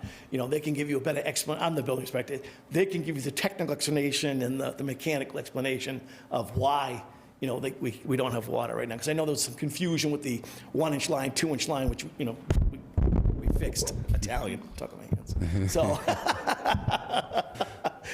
so that's pretty much, you know, we are up on it. I know I get a lot of people to counter, and of course I do all the inspections in town, and every house I go to, which is probably like 7 or 8 a day, oh yeah, I as the building inspector have to listen to the questions.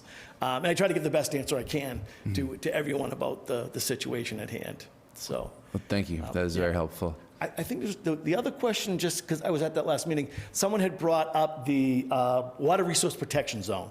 That got brought up at the last meeting also. It is through the building inspector. I think there's a little bit of misunderstanding, because we were thinking that if a project gets started, it's through conservation and building. But for someone to build in the water resource protection, I'm the zoning officer. It has to come to me first for an allowed use, because there's a lot of uses that are not allowed in the water resource protection zone. You know, auto repair, any type of business with a chemical. You know, there's a good amount. So that is through me, through that question. Thank you. That's helpful. Steve, can you just elaborate? But if they're building, Conservation Commission. No, that's what I just said. If once something gets approved, the process, it has to go through the CD, the Conservation Department, besides the building, because Conservation is involved with that immensely. So that's where the confusion came when the person got up, and I don't know who the gentleman was, asked the question that, you know, he didn't think it was through Conservation. You know, the determination of what can be built there is through me, but when the project starts, it's through Conservation and Building. Got it. I'm glad you use your hands, because it looks like you need to do a lot of juggling. In an ideal situation, if we had more resources in the town going into budget season, I'm assuming you could use more help. Well, I'll be honest. When I've been here, this is my 9th year, and the first 5 years I had a full-time building inspector. So for the past 3 years, I've been by myself. So, yeah. But I do understand, I've had many discussions with Justin. I do understand the restraints of the process, so. Yeah, just a question for you. As building inspector, are you responsible for maintenance, upkeep, and abandoned property? The building department is responsible for abandoned property. So we have, through our charter, we have a bylaw for abandoned buildings. So I'll give you an example, because we collect the money. If a bank takes over a property, they'll send us a form in, registration form. It's $200 a year, and they register the property. But I will be honest with you, I'm probably going to say 60% of the banks and people do not bother. They just, you know, and a lot of times abandoned property is kind of a legal tough situation, because if the property is being paid for, the taxes are being paid for, all the bills being paid for, and they're maintaining the building, it's really tough to go after somebody for an abandoned building, because we have people that have houses that are in terrible shape that live there, never mind abandoned properties. So, but as far as maintenance, no, because there's no bylaw or even building code. The only building code for maintenance is if it affects safety. You know, if I drive by your house and the stairs are falling off, I can knock on your door. You have a safety violation. But if your paint's peeling, your windows are rotting away, your roof's missing shingles, I have no say in any, but the private property. You know, it's up to owners to maintain their property. Let me ask you a very specific question, Sure, because go I ahead. encountered it this Okay. weekend. If I were to be walking down the center of town and I noticed on the ground that there are paint chips all over the ground on the sidewalk for the property, how do I know that that's, you know, a historic district, isn't lead paint, isn't a safety concern? And if it is, where do you report that to? Right. You would have to report that to probably we don't, the building department doesn't handle lead paint. Lead paint is through, it's through Department of, it's a state level. Yeah, I'm sorry, it's a state level. So, yeah, I don't know how far you would get there, because if someone's doing work on their home and it's lead paint, that doesn't even go through us. It's through the Board of Health.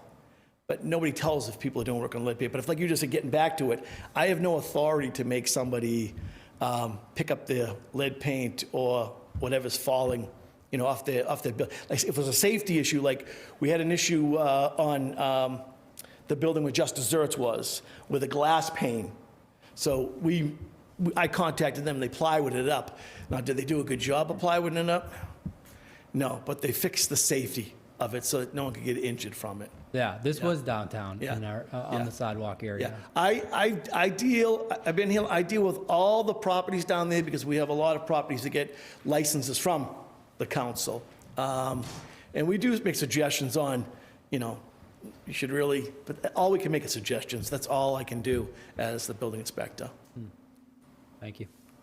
So how long do the residents of the town have to look at that? It's not your call. I mean, it's been there for I can give 3 you a months little, already. so the building that's on the corner, where Just Desserts was, it was sold, but then it was in court. The gentleman that owned the building passed away, so I think it was stuck in probate. What I was just told, and again, I'm just going on what I was just told, because everyone reaches out to me on properties. I heard it was just finally bought.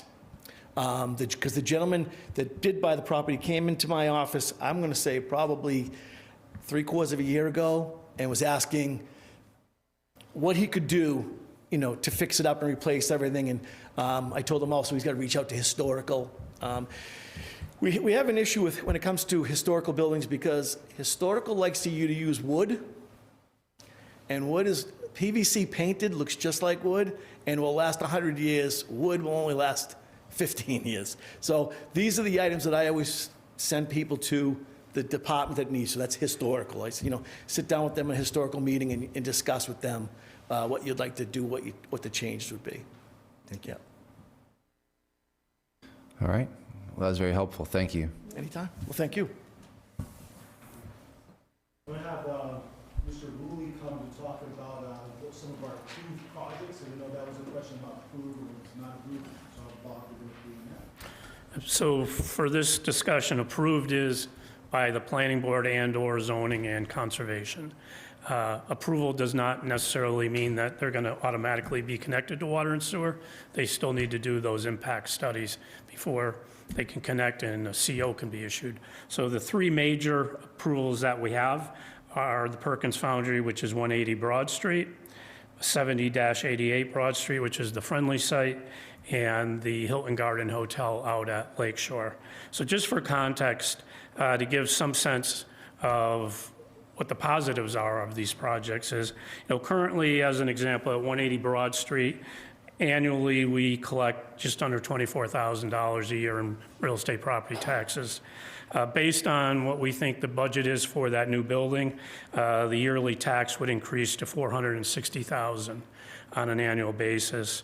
The one-time fees that the town realizes from that project are in 2 categories: permits and then enterprise fund for water and sewer. Just for building alone, not electrical, not plumbing.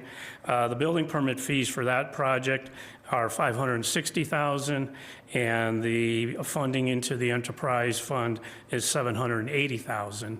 And that project also committed to give $200,000 unrestricted in mitigation. We do a fiscal impact analysis on these larger projects, so we look at what the impacts are for fire, police, schools. In each case of these 3 projects, taking in consideration the fiscal impact, we're still positive in terms of revenues that the town is receiving. So using Broad Street as another example, the property taxes currently are $12,269. They would increase to $239,000. Again, that's using last year's tax rate. The building permit fees, just for building permit, not the others, is $291,000, and the water and sewer connection one time to the enterprise fund is $405,000. We can assume that, we haven't seen any budget numbers yet for the hotel, but we can assume that that would be very similar to what the Friendly site is. So there's a significant, you know, just looking at those 3, in one-time fees, it's $1.8 million. So as we're looking at infrastructure, I mean, there is revenue that's coming in to offset some of that. You know, the annual taxes are going from $36,000 to $1.1 million on an annual basis. That doesn't take into consideration excise tax, CPA, or meal tax. So, I mean, they are positive for the town. Anybody that knows me since I've been here, I've been acutely concerned about water and sewer since I got here. So, I mean, I want to echo what Mr. Solari said in terms of the cooperation, the way Justin has set up teams within the town, working with Public Works. So we're all collectively addressing these issues. So happy to answer any questions.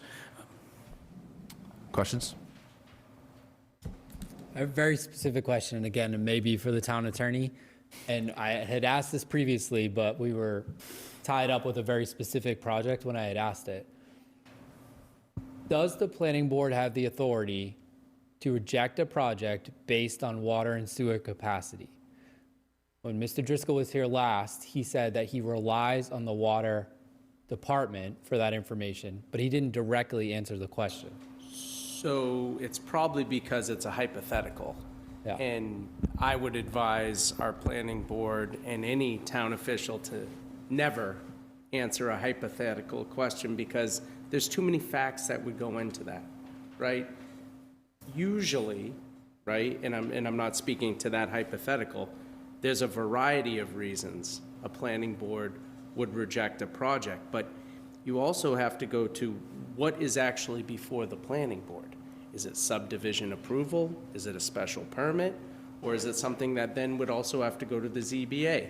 So I think the reason you're not getting a specific answer to that question is it's kind of unanswerable unless there's a specific project in a specific context that you can actually analyze the fact pattern.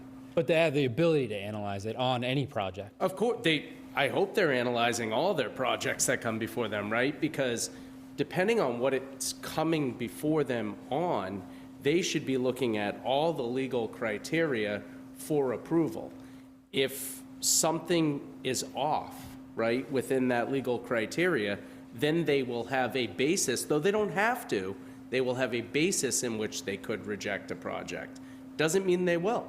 Sometimes boards make decisions that they consider one factor greater than another factor, and you have to justify that legally if you're in my role, right? So I think that's why you don't have a specific answer. It's really almost impossible to answer it specifically, Yeah. right? Because each thing that comes before each board has set criteria, and you have to look at the project itself and the criteria for which that project falls under, right?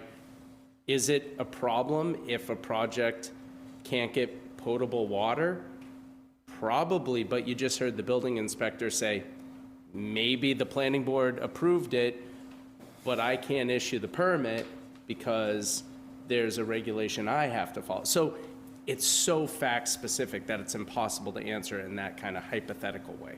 But ideally, that would be for all town resources, right? Even, we're not talking water. If we said, Yeah, I mean, it could be, right? Because there are many things, and not to get into the weeds of what comes before boards, but you could have subdivision approvals, right? And they're looking at, do we have proper roadways? Do we have proper drainage? Do we have, and when they're looking at it, before they release a bond back to the builder, they need to say, yeah, this is okay, because if it's not okay, then the town has to sue on that bond, right, to enforce, to make things right.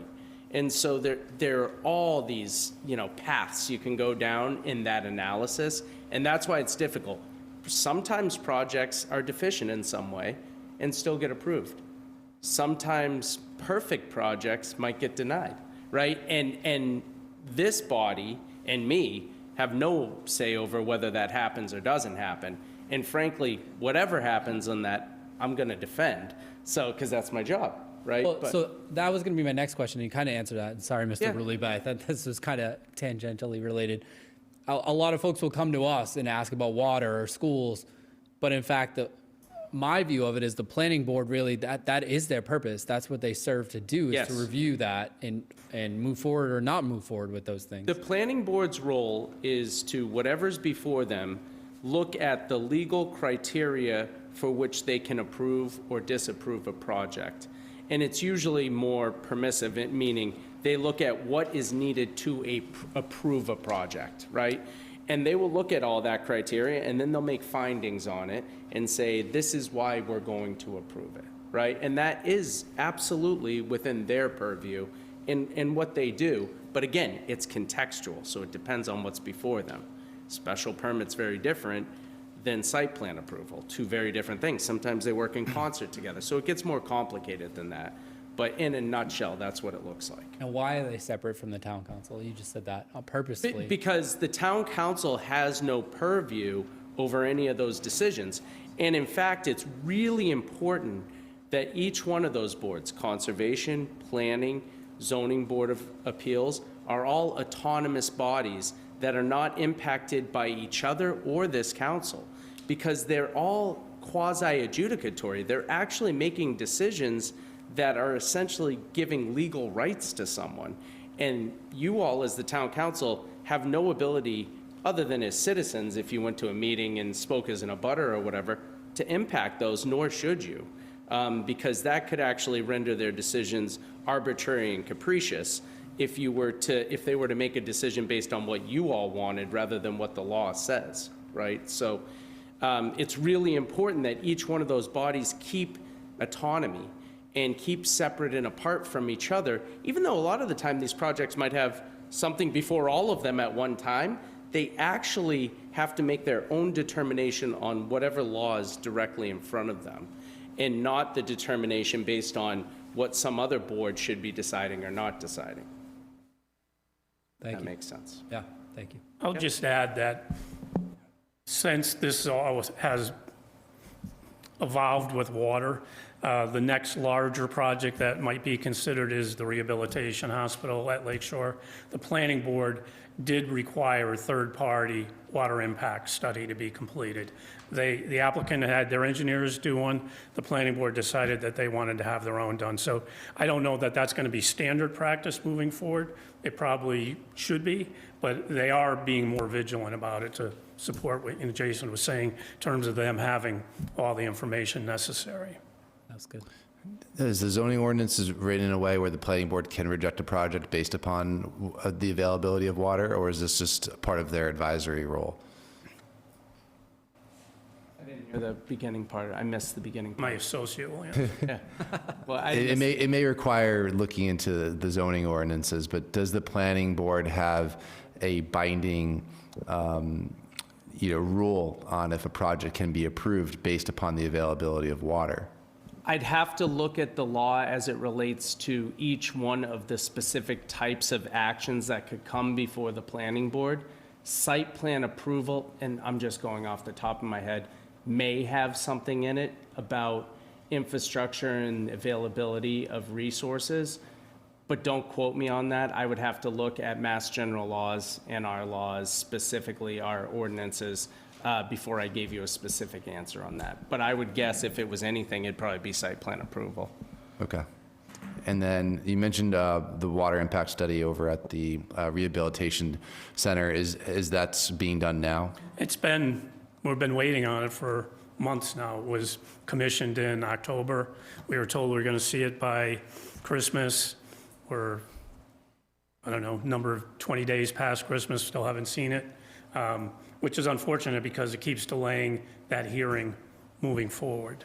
When that does come, are those reports available for the projects that are currently going on now? They'll be posted on the CED website under that specific project. Okay, so some of the other larger projects going on in town, are those reports available? The fiscal impact study that was done for Perkins is available on the town's website. Mm-hmm. Broad Street, we did the fiscal impact. I'm happy to share those numbers. Are the water reports available? People ask They for haven't them. been completed yet Okay. on any of those three. Okay. Any other questions? Okay. Thanks.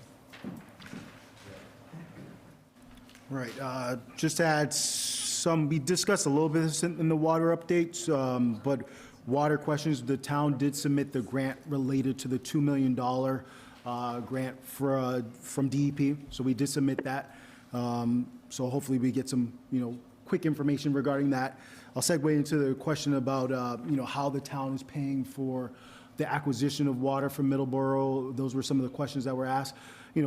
We're hoping, and part of our grant submission was to was to allocate the cost specifically for the Middleborough interconnection, the interim trailer, to allocate those costs there. So the question has been, will there be an impact on residents for this fiscal year in water rates? No, assuming that we get that grant, there will be no impact regarding that. Obviously, we talked about PFAS a little bit in these interim trailers. As we got some of these sampling data from 10A, 10B, we obviously had to quickly pivot and say, hey, we want to look at PFAS and integrating PFAS treatment at the trailer. So absolutely, we've looked at that. I think we mentioned that before, but in passing, but we are specifically looking at that as well to address that question about treating PFAS there. Can I ask a question on that? Yes. Just to follow up, do you know when the last time those wells were tested, water sample? Do we have a record of that prior to this time? Yes, they're all available thing, but Bill can speak to that. So those wells were tested while they were online in October. We did do some preliminary testing in case we were going to have to activate them for an emergency status. Regular iron, manganese, regular DEP sampling requirements, they're all available through the month of December. And prior to October, when we turned them on, were they tested? Prior to turning them on, every time we turned them on and activated them, they would have to meet the requirements of the sampling procedures. Okay, thank you. Just a short question on that. Are those the same reports that are uploaded on EEA? Yes. Okay, thank you. That's a helpful website. No question about, are we having hopefully having a regular flushing schedule for the future? Absolutely. That's something the town absolutely needs to do. And that's part of something that Bill and our team have talked about, making sure that we're able to do the requirements to keep this system effective and a good quality system for residents moving forward. I think we addressed that again as part of our update as well, but to clarify, part of this process or the plan with the Middleborough interconnection was to allow us to do flushing during this period. Obviously, it's not the ideal time, but we are doing that work. The question, and this is sort of combination with the BSU question, people have asked if the same measures for conserving water are being asked of BSU and other large commercial entities. Absolutely. And specifically regarding BSU, President Clark and I meet semi-regularly. We talk about every single meeting that we've had. We talked about water and making sure we're collaborating. I know that Water Superintendent Young has met with their facilities team and just making sure we're all saying the same thing. They understand our emergency declaration. I spoke with President Clark right before the Christmas holiday and so forth. We mentioned this again. So they absolutely do have the same measures as well. And we emphasize, the conserving of water, communication. I think it was mentioned previously, there was a large usage of water. I think over the summer that wasn't communicated to the town. Directly have talked with President Clark about that at least 3 times, just making sure that doesn't occur ever again as well. So there's collaboration there. The questions have been about, whether they pay the same rate as users. I know we mentioned this at our last meeting as well, but just to emphasize this again, the council did approve new water rates that change the tier structure, that larger users, which BSU is a larger user, does pay more than the average user. That information is on the website and the DPW page under the water rate study. So if people want to see specific rates, they can see that there. So I think those were some of the BSU questions. One of the other questions was BSU about, obviously they don't pay real estate taxes as a state entity, but the town does get some pilot money from state-owned land in regarding state-owned land within the community. I will say it's not enough, and we've advocated for getting additional resources. I know you have counselors who have mentioned that as well, so we're advocating to try to get additional support regarding that, because Bridgewater does have a lot of state-owned property within it, and obviously if that's not on the tax roll, we're not receiving the financial benefits of that. So we're obviously advocating there. I think those are the BSU questions. That pilot money, that doesn't include BSU, correct? No, I don't think it does. It's state-owned land, and so it's a lump sum of state-owned land. I've talked with President Clark because I think I know what your question is. I think Senator Kennedy brought this up. There's a specific carve-out for UMass and different things like that. We're talking with our state representatives about that. We talked with Rep. Gallagher and Senator Driscoll about that. Yeah, but BSU isn't factored into that pilot money equation as is right now. No, I don't believe so. No. Yeah. No. And can I just ask another question on BSU? Are you transitioning? Go ahead. Do they benefit from our energy aggregation as well, too? They do. They do. So they're an opt-in. They have town accounts and they opted in, yes. Interesting. Yep. Free cash, question was about free cash and where free cash was this year. Once again, this was on an order where we did transfer free cash appropriations to our relevant accounts. About almost $4.3 million was in free cash. Those transfers went to the stabilization fund, the capital fund, employee liability fund, and so forth. The question was, are we utilizing any of those funds to help support the schools, address roads or traffic? And yes, no, the council approved the school capital appropriation. That was part of that transfer request.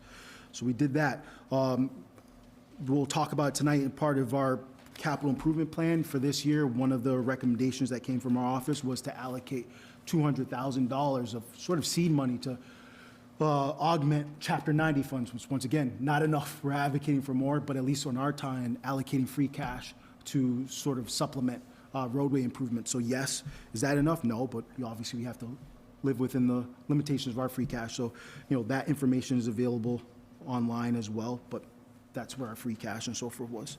A question was asked about the audit and whether the town does an audit on an annual basis. We do.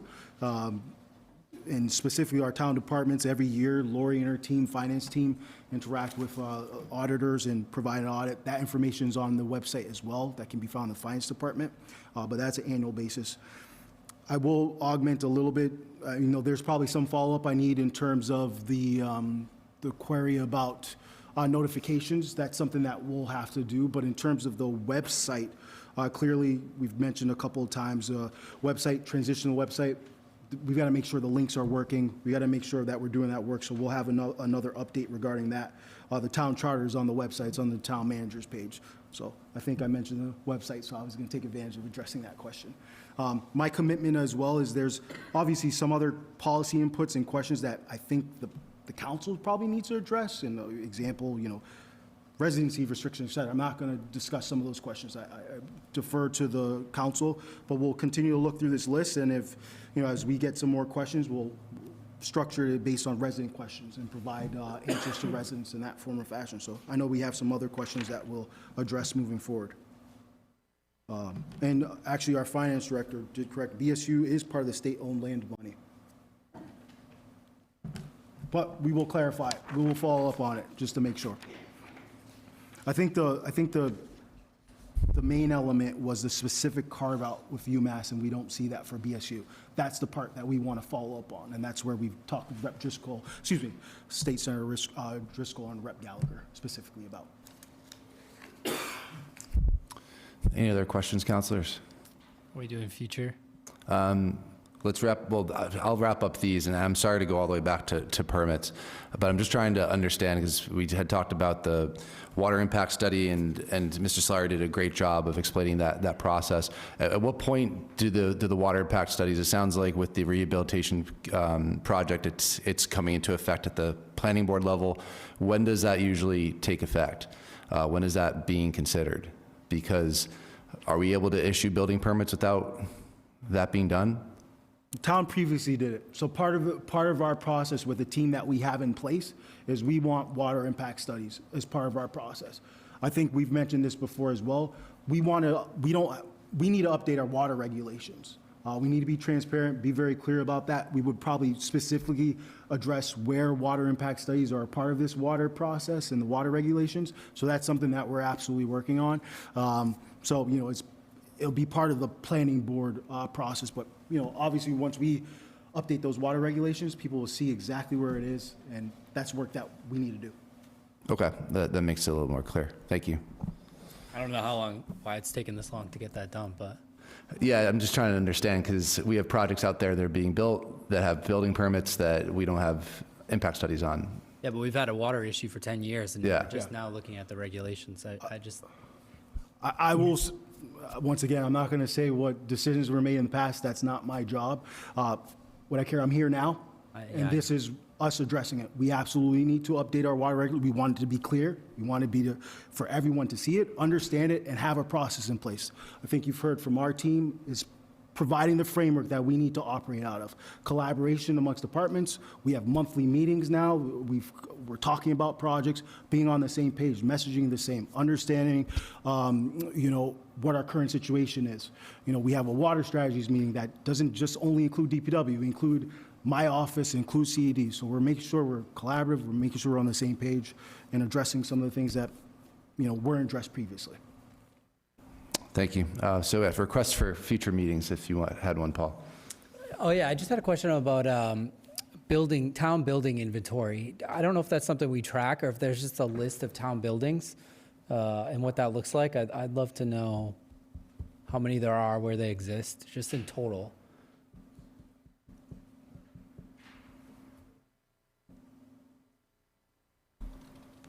I don't have anything now, but we still have time before the next meeting to get questions into the town manager. It doesn't have to be tonight, correct? No, it could be via email. As long as it's on the agenda, then it could be addressed.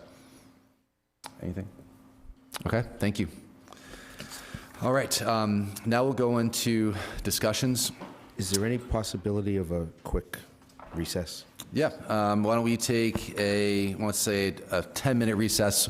We'll convene at 9:05 p.m. I can do 5. All right, 5 minutes, 9 o'clock. All right. Thank you.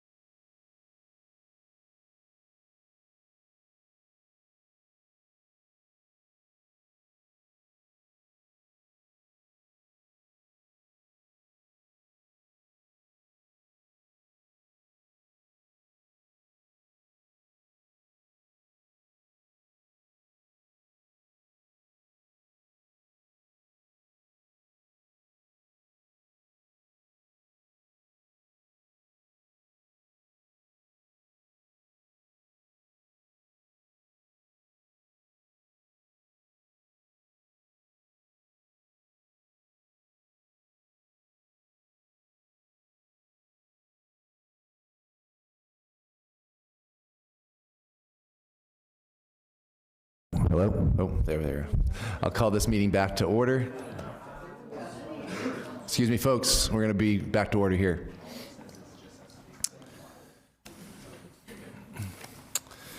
Okay, so we'll now move into discussions. These are a couple of items which are left over from our meeting of the general public, which was a couple of weeks ago. So I will bring up those topics for us here. Some of them were already answered and addressed. The one under intergovernmental and institutional impacts. Sorry, I'm just going back to my notes. We had, sorry about that, my notes are actually out of order. So we had, it's not really under that category, but this is something that was missed. It's about the transfer station. So Justin, maybe you could speak to this a little bit. Somebody suggested that we establish a policy requiring an annual transfer station report, including finances, contracts, and performance. So is this something that is already included as part of our budgeting process, or those reports, or is this something that could be different than that? We'll follow up. We can take a look at it. Okay. Yeah. Thank you. Yep. Yeah, it was suggested and something that we could look into. That was the only one under that item. So we can move into environmental protection, which was the sixth and last category. There was a number of things here. So some of the suggestions are, number one, to adopt a tree preservation bylaws and ordinances, specifically for trees and buffers and setbacks, and to strengthen local tree protection. I read through our admin code, and it seems that there is an opportunity to make this a little bit more robust. I don't know if anybody on the council has looked at this themselves, or is this something that we need to look into further? I've seen it before. Maybe we ask the tree committee to do some work on it. Yeah. So we could try to work collaboratively with the tree committee, and I'm personally open if they want to bring some proposed legislation or legislation from other communities that's a little bit more robust than ours. Ours seems to kind of lean on like kind of state laws, and it's more for trees that are in the town's kind of public way, so we can strengthen that. So I for one am open to some of that feedback if anybody wants to bring it to us.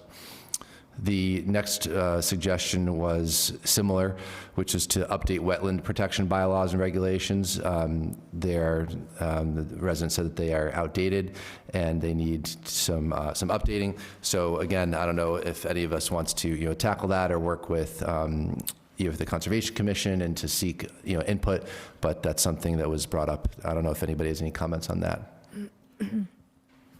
We had a resident that came before us who happened to have been at that last meeting, who at one point proposed to the council to have some kind of an environmental committee in town, and that's Jean Di Battista, if I'm saying it right, the Friends of Lake Nip and things like that. I think we might want to get some residents involved in something like that too, with expertise. Yeah, and I'm surprised that, do we not have a board that does that type of thing? So we could look at Conservation Commission? the Conservation Commission, I guess, right? So we could look into speaking with them or maybe getting more involved with that process. Thank you, Mr. The Massachusetts Association of Conservation Commission, maybe we could get them come out or send, they have wetland buffer zone guidebooks, but maybe they could come out and send us more information or give us a presentation, because they do the updates. Yeah, and then we can update our bylaws to reflect that. Just to provide a little context, obviously, I want you to discuss, the town doesn't have a conservation agent at the moment, but with the previous conservation agent, it was discussed with them as well as the Conservation Commission that we were looking to update, our bylaws and things related to the Conservation Commission as well. So that's something that they want to do. We obviously have to hire the personnel to help us move forward there, but just provide context there. Okay. So when we do have that person in place, we'll try to collaborate them. And what's the best channel to kind of get that going, Justin? I think the Conservation Commission is probably the best channel. Okay. I do know what Councilor Lindy mentioned regarding a recommendation about having maybe an overall environmental group, but I do think there's inter-commission opportunities and committees to collaborate. So I think, based on kind of where our commissions and committees are now, where we don't have enough people volunteering for these things, I probably want to see what operational opportunities that we have regarding that. But I think Conservation Commission is probably the best one at the moment. Okay, yeah, we could reach out to them, and we're open to any input that they have, and we could update some of these bylaws and regulations. And that was pretty much it for the major policy suggestions here. So unless councilors have anything else on any of those environmental protection topics, we can kind of move on. I have one. I would like to see the wellhead protection plan have on one of the committees or the commissions be responsible for that, because I've listened to Mr. Peterson's reasons while he was on the committee, and I think that would be a very good idea. And the other one, the town river behind the campus plaza, it was brought up that there's a lot of trash and stuff along the river, so I don't know who owns that, but maybe we could look in that one too. Sounds good. Okay, so now we'll move on to committee reports. Do we have any committee reports?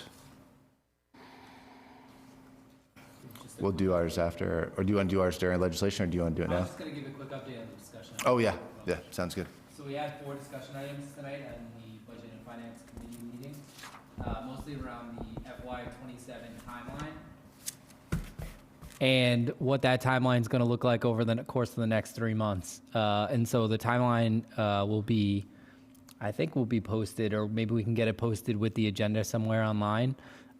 If not, there were some great dates on there that outline the process, when to expect to see the budget come before the council, various subcommittees.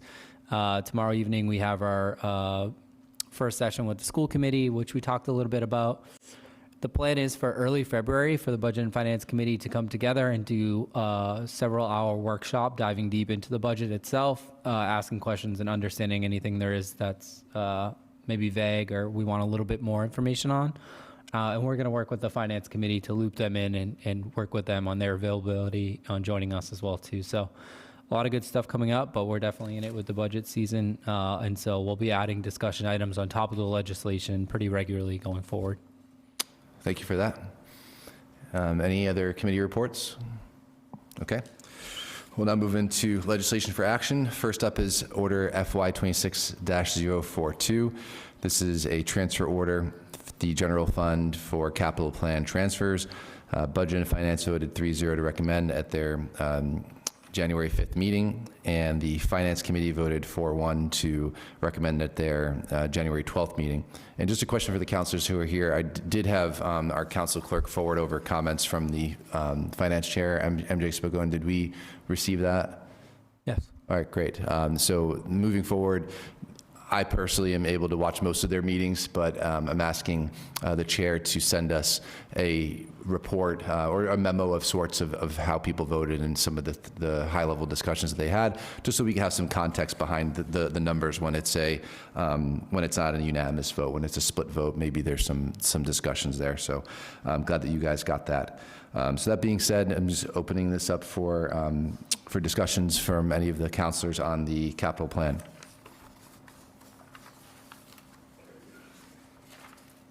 No, none. So I would entertain a motion on this one. So moved. Second. Okay. Any discussion on the capital plan?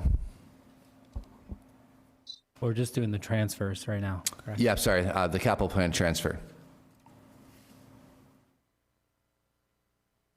I have one question. I would like our town manager to just give kind of a laundry list of some of the places where the capital improvements will be going.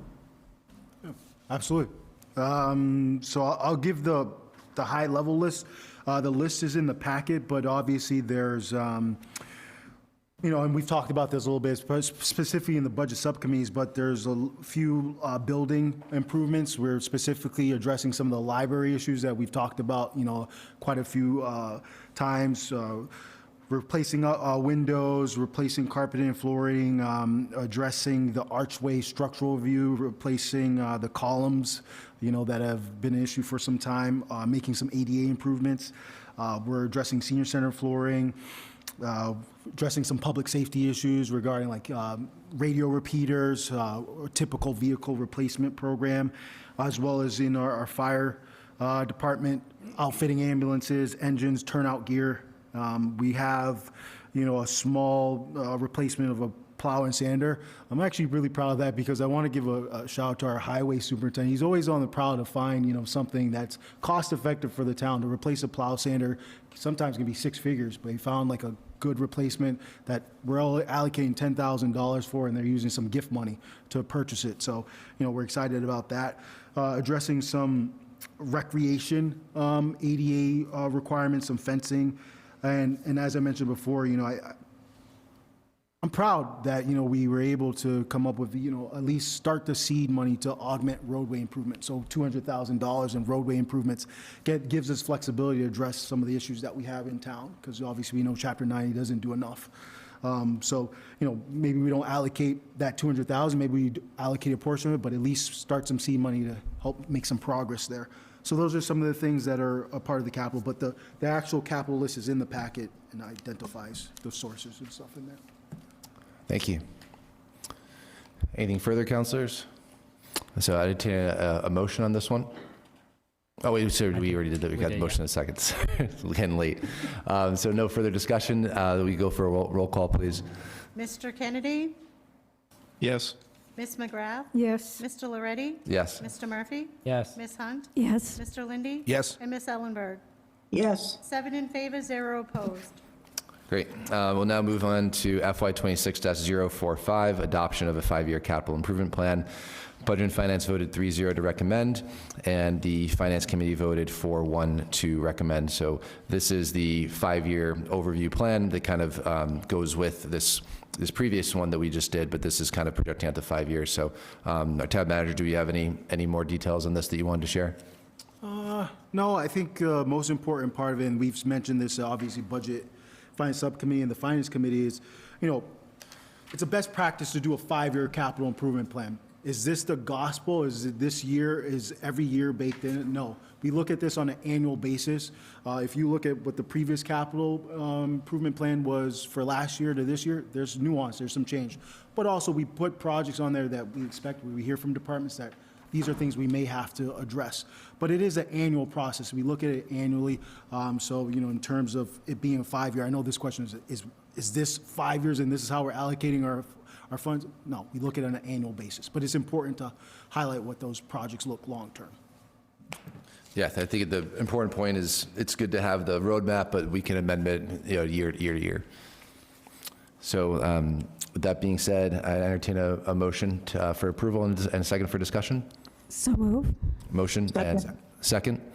Any discussion on this one, councilors? Yeah. One other thing, that was a misconception as well, because if you look at the transfer order that we did previously, this question has come up a couple of times. Are we only putting $200,000 to roadway improvements? No, that is part of the capital improvement plan. If you look at that document, as well sourced out, not only future, but this year, also give you various sources, and Chapter 90 funds, for example, wouldn't be a part of the transfer that we just did. It'll be part of the overall year capital improvement program. So I encourage people to look at that document. A lot of work goes in it. Lori and her team do a lot of work in there. It has a lot of good information there. Great, thank you. So with that being said, we'll go for a roll call, please. Ms. Ellenberg?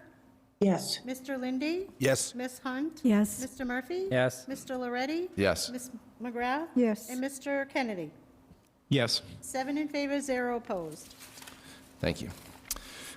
Next up, order FY 26-046, acceptance of a donation from the O'Leary Charitable Foundation. The Finance Committee voted 5-0 to recommend at their January 12th meeting, and then I'll kick it over to Councilor Murphy.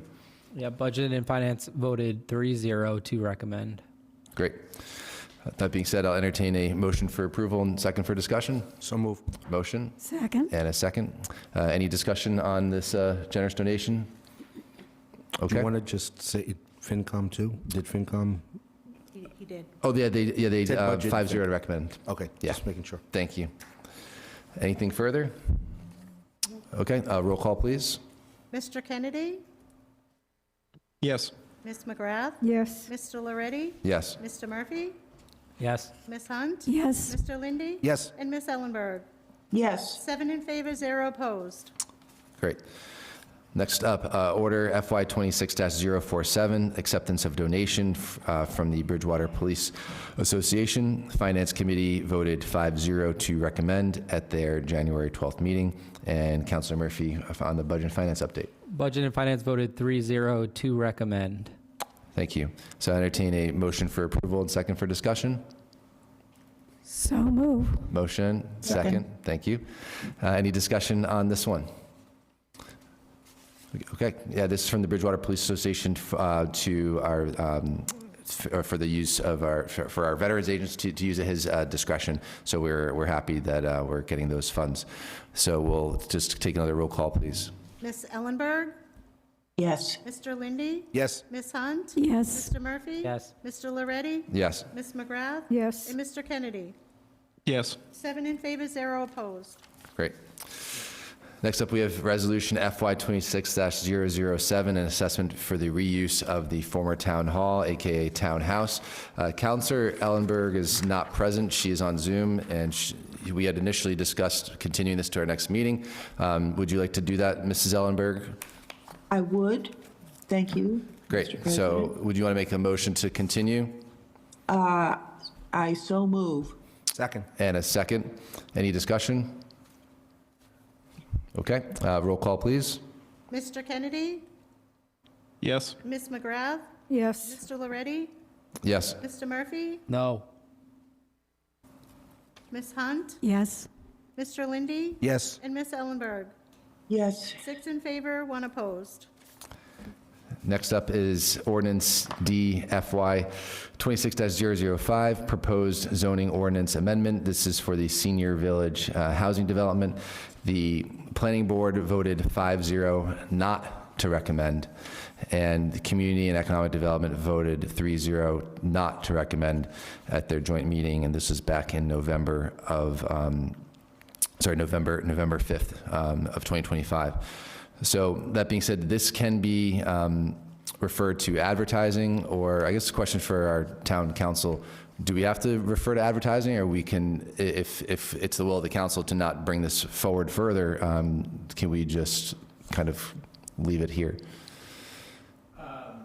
So in your normal course, you should refer to advertising unless it's going to be withdrawn, or there's going to be some sort of vote to potentially table it. Otherwise, it should go through the process. If you do not vote it to advertising, I assume it stays and it continues on your agenda over and over again. So I think the best bet is probably to continue it through the process and then vote it however you feel like you want to vote it. Question? I'm just not remembering who was the sponsor. Councilor Hunt was. Okay.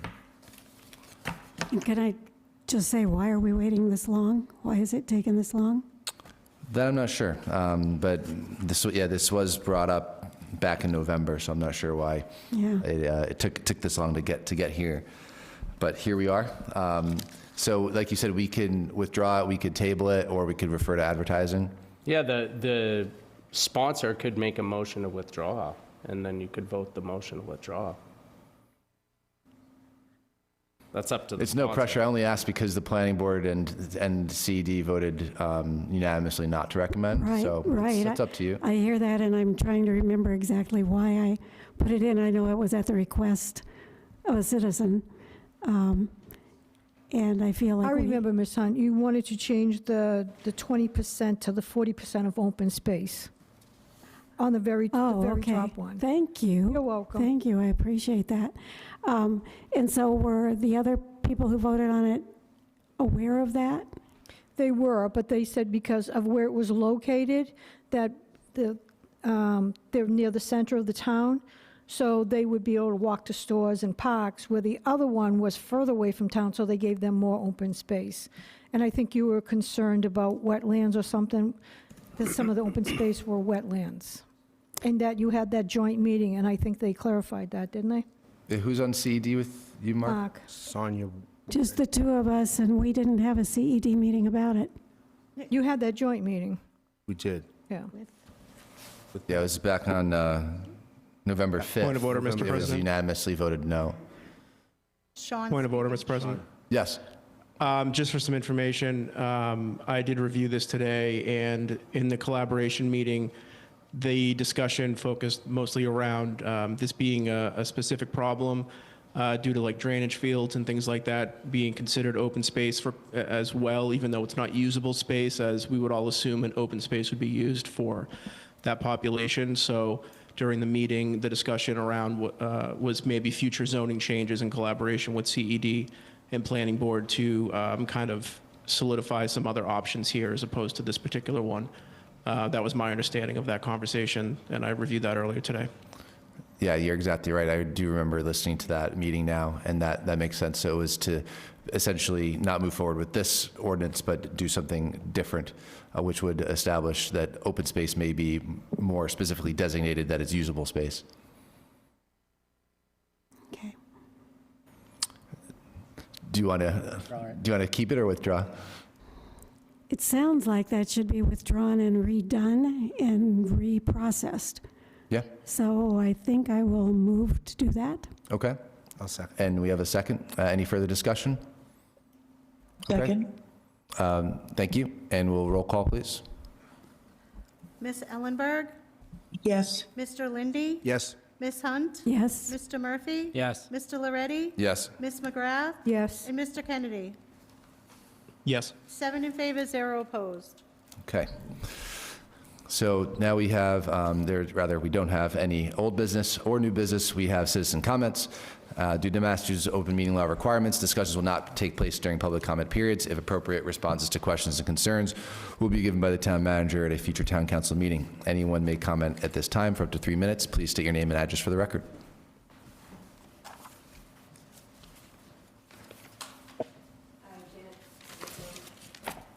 Is it green, Janet? Now Yeah, it's green. on. Janet Hanson, Pleasant Street. As far as the Route 104 study, I thought there would be a little more information tonight, but I guess it's a little bit more in the works. But I was just wondering, will the residents, particularly those that live on 104, will we be able to see that study? I'd like to know what that study ends up coming as, and because I am concerned at some of the things that might be recommended.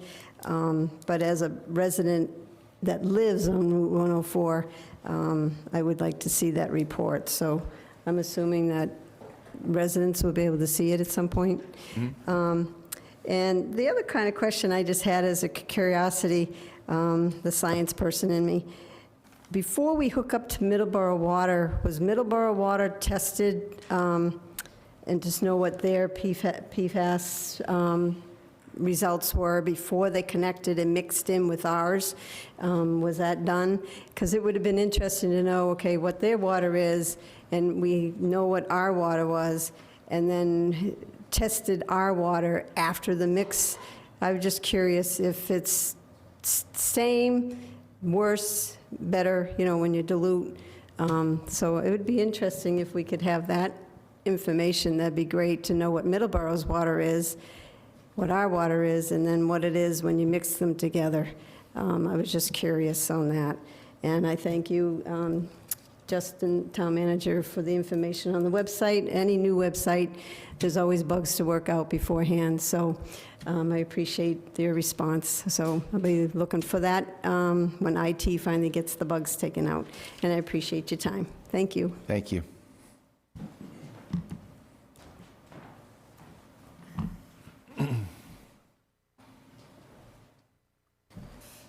Steph D'Amelia, Harvest Lane. I usually come up and talk about water, which I will be. I just wanted to thank Mr. Rollins for showing how important the zoning board, planning board, and conservation boards are. That was a great explanation, and I think it opens a lot of people's eyes to the importance of getting the right people in those seats. So that was really nice to hear. The water issues, so we have 9 wells, and I'm pretty sure I'm accurate on that. And then we took off wells 10A and 10B for a while. before we got Middleborough hooked on, leaving 7 wells pushing water to our town. Those wells were working overtime. I'm going to use the word, but it's probably the wrong word, but they were being abused. The help that from Middleborough was great at 250,000 gallons per day, but that's for 90 days, and we're starting to get to the halfway point. Well, not quite, but almost there. So to turn wells 10A and 10B on, we talked about, in this room, we talked about looking into trailers. And at the time, the trailers were non-PFAS filtering, and they were at 100,000 per month each. So there must be an added cost per trailer to add PFAS filtration, and we never heard that number. I don't know if you have it, and I don't know if you can answer that or not. I'm assuming it's going to be more than the $100,000 per trailer per month. And we are talking 2 trailers. There was one conversation that we were talking about 1 trailer. But now I'm hearing 2 with PFAS, so I'm guessing it's going to be more than $200,000 a month. Not sure where that money's going to come from. I know there was a talk about 3 new projects bringing in 1.1 million. That could pay for the trailers, I guess, the 2 trailers, if we do the math. I'm not a mathematician, but that's kind of how I figured it. Also, wells, the 7 wells I spoke of, will they be getting trailers too, or no? I'm just, no need. I know there's some of the numbers are showing that the PFAS levels are climbing at some point, so the east, and I'm really happy that 10A and 10B are getting the attention they deserve. It's very well needed, but there are 7 other wells that potentially, especially because they were being pushed to the limits, may need trailers as well. I don't know that for fact. I'm just putting it out there. So the west side might need some trailers too in the future.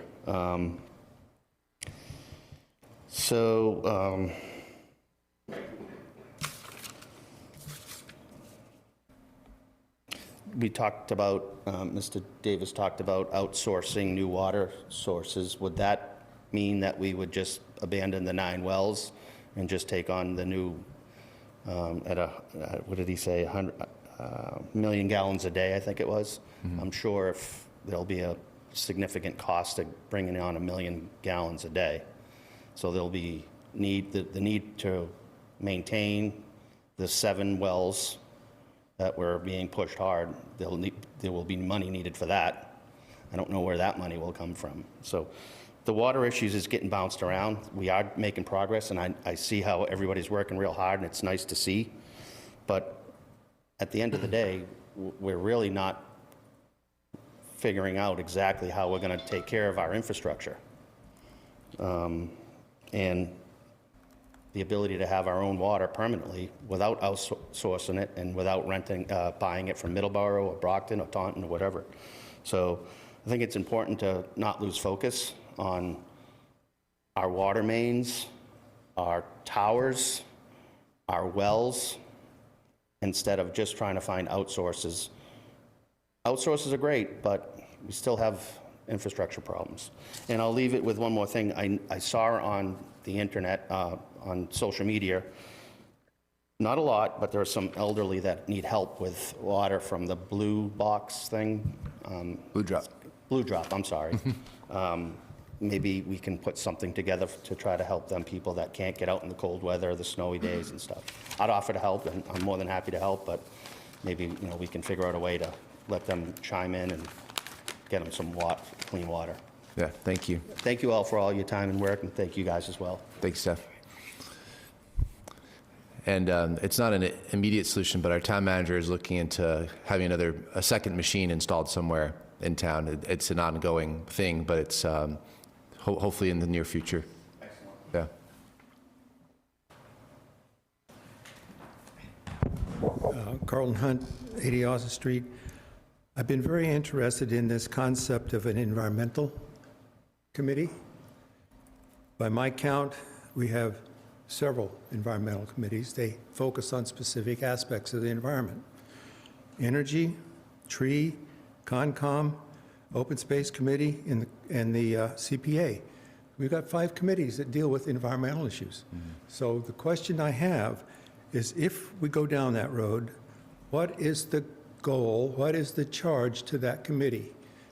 Should we not consider making, if we have to have another committee, should we not use those committees that are already appointed to come to one master environmental committee? Because I don't know, I'm an environmental scientist. I don't know if we're trying to deal with chemical issues, biological issues, invasive species, sea level rise, CO2, methane gas. What is the charge to that committee if we do that? Thank you. Thank you.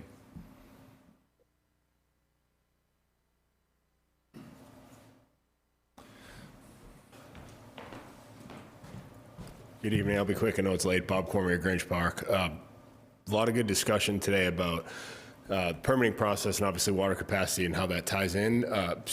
Speaking as a citizen here who's probably the most educated and familiar with our current zoning ordinance, for better or for worse, I think a lot of you in this room, both behind me and on this council, will be very surprised at what my opinions are and where I stand on water capacity. Our zoning, the way it's written today, the MBTA Communities Act, needs a lot of work. I don't think anybody was going to get it right the first time, but we'll save that for another night. What I do want to mention is I agree with almost all of the comments that were said about the process of evaluating our infrastructure during the permitting process. The problem is, and I challenge you, and I'm happy to help in any capacity I can, you have to put pen to paper. It is not in the administrative code, it's not in our zoning ordinance, that a water impact study is required. I know that term is thrown around. It should be the cover page in pre-construction meetings before you apply to get in front of the planning board on whether or not we have the capacity to even look at your project. That precedent needs to be set immediately, and we can say it all we want in these meetings. It has to be written down so that when outside developers, local developers look at a potential project, they know that that's part of the process and it's their cover letter. Because what we can't do is have somebody spend hundreds and hundreds of thousands of dollars to develop a plan to get to a point where it can get in front of those boards to only find out we don't have water capacity. That's honestly putting our town at risk for litigation. So just think about that. It's not a difficult thing. I don't want to give you the language, but it could essentially be a 2D preliminary plan with basic floor plans and have a pre-application review and have some language in there that says, so long as the project capacity doesn't increase by more than 10% or something along those lines. So there's guardrails where if somebody's going to invest and trying to develop a project, they know up front. And frankly, we should make it very difficult in perpetuity to be able to do that. So anyway, thanks. Thank you. Would anyone else like to come up and speak? Okay, thank you very much. We'll now move into council comments. We can start with our councilors on Zoom. I don't know if Councilor Kennedy or actually who's first? Councilor Kennedy is in the first seat. Are you still with us, Sean? Yeah, I'm still with us, with you.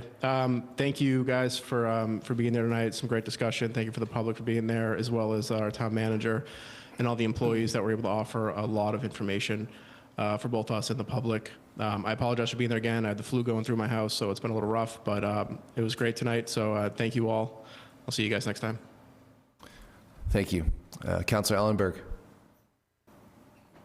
Yes, I just wanted to say thank you to everyone who showed up to the meeting and made citizen comments.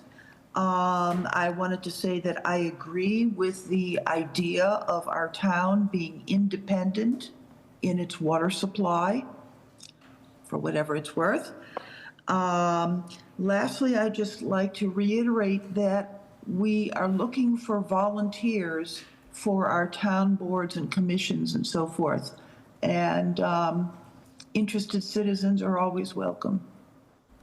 That's all. Thank you. Vice President McGrath. Thank you, Mr. President. I don't have anything to say tonight. No, nothing? All right. Councilor Murphy. Same, I've said enough, thank you. Councilor Hunt. Well, I have something to say. I had actually written a rather long thing about boards, committees, and commissions and was planning on handing out some notes so that people knew which boards and committees and commissions were there, what they did. I'm not going to read it all because Probably everybody in here knows what it is. But I want to say that I will read my last little bit. We should respect the hard work of our boards, committees, and commission volunteers and our town employees. I would never forget them. Both the people and their work are important in both areas. Thus, I suggest attending board, committee, and commission meetings. There are many. Listen to the work being done. Offer a suggestion if you have sufficient knowledge for the issues that are being discussed. Meet somebody new. Treat matters thoughtfully, and be kind. You can find information on all the meetings at the Town of Bridgewater website, and I'm sure attention will be appreciated. So I say that evidently for us here, but I'm hoping it's still going to go out there to more people who are listening. Pay attention. Our boards, committees, and commissions are very, very important and need good, substantive folks on them. Thanks. Thank you. Councilor Lindy. I'm not going to repeat what others have said, but I agree with everything so far. I did want to, even though you said it, Council President already, I do want to thank Councilor Sonia Striggles for her service and all of her attention to detail and stuff. I personally think she made a wonderful decision for herself and her family and her future, and she will be missed. I did want to wish our missing counselor a happy birthday, Dr. Perry. Yes. That's where he is today, and I don't think anyone should have to work on their birthday, so just saying. Is it? Okay. We should get him a cake and a fire extinguisher for the next meeting. I do want to express some concerns about our meeting tomorrow night. It's going to be at a different location where there is not multiple cameras and multiple audio. I think it's not a good idea. We'll see how it goes, but I have heard from constituents that they want to hear the meetings. They want to see the meetings. When you have one camera, I did cable coverage for 37 years and got critiqued on it every single time we did it.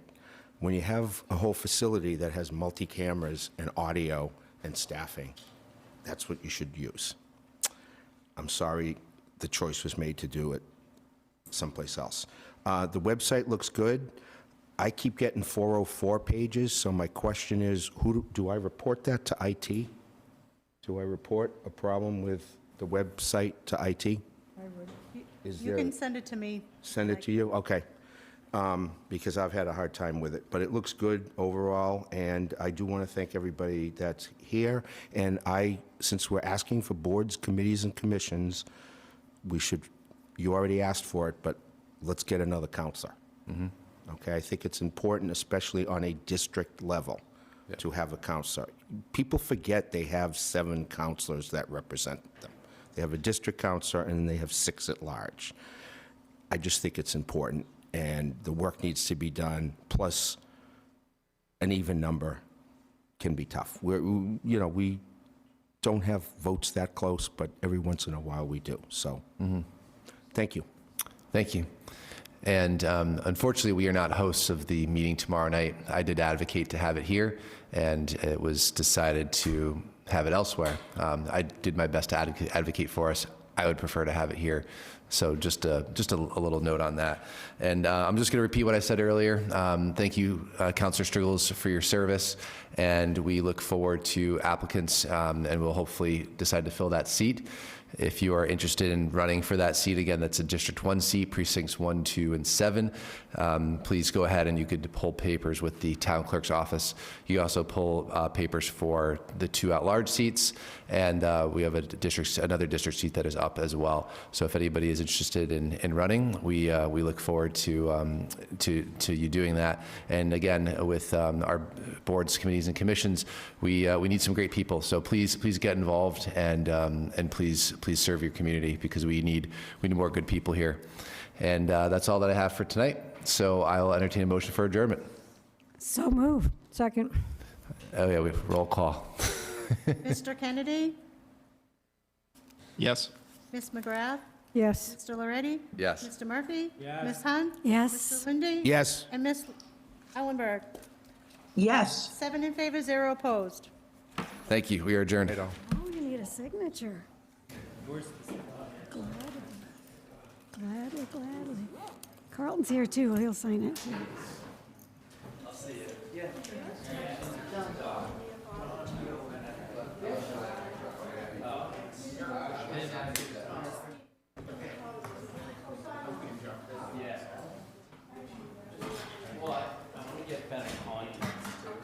I want to make sure I understand exactly our position. I think I do.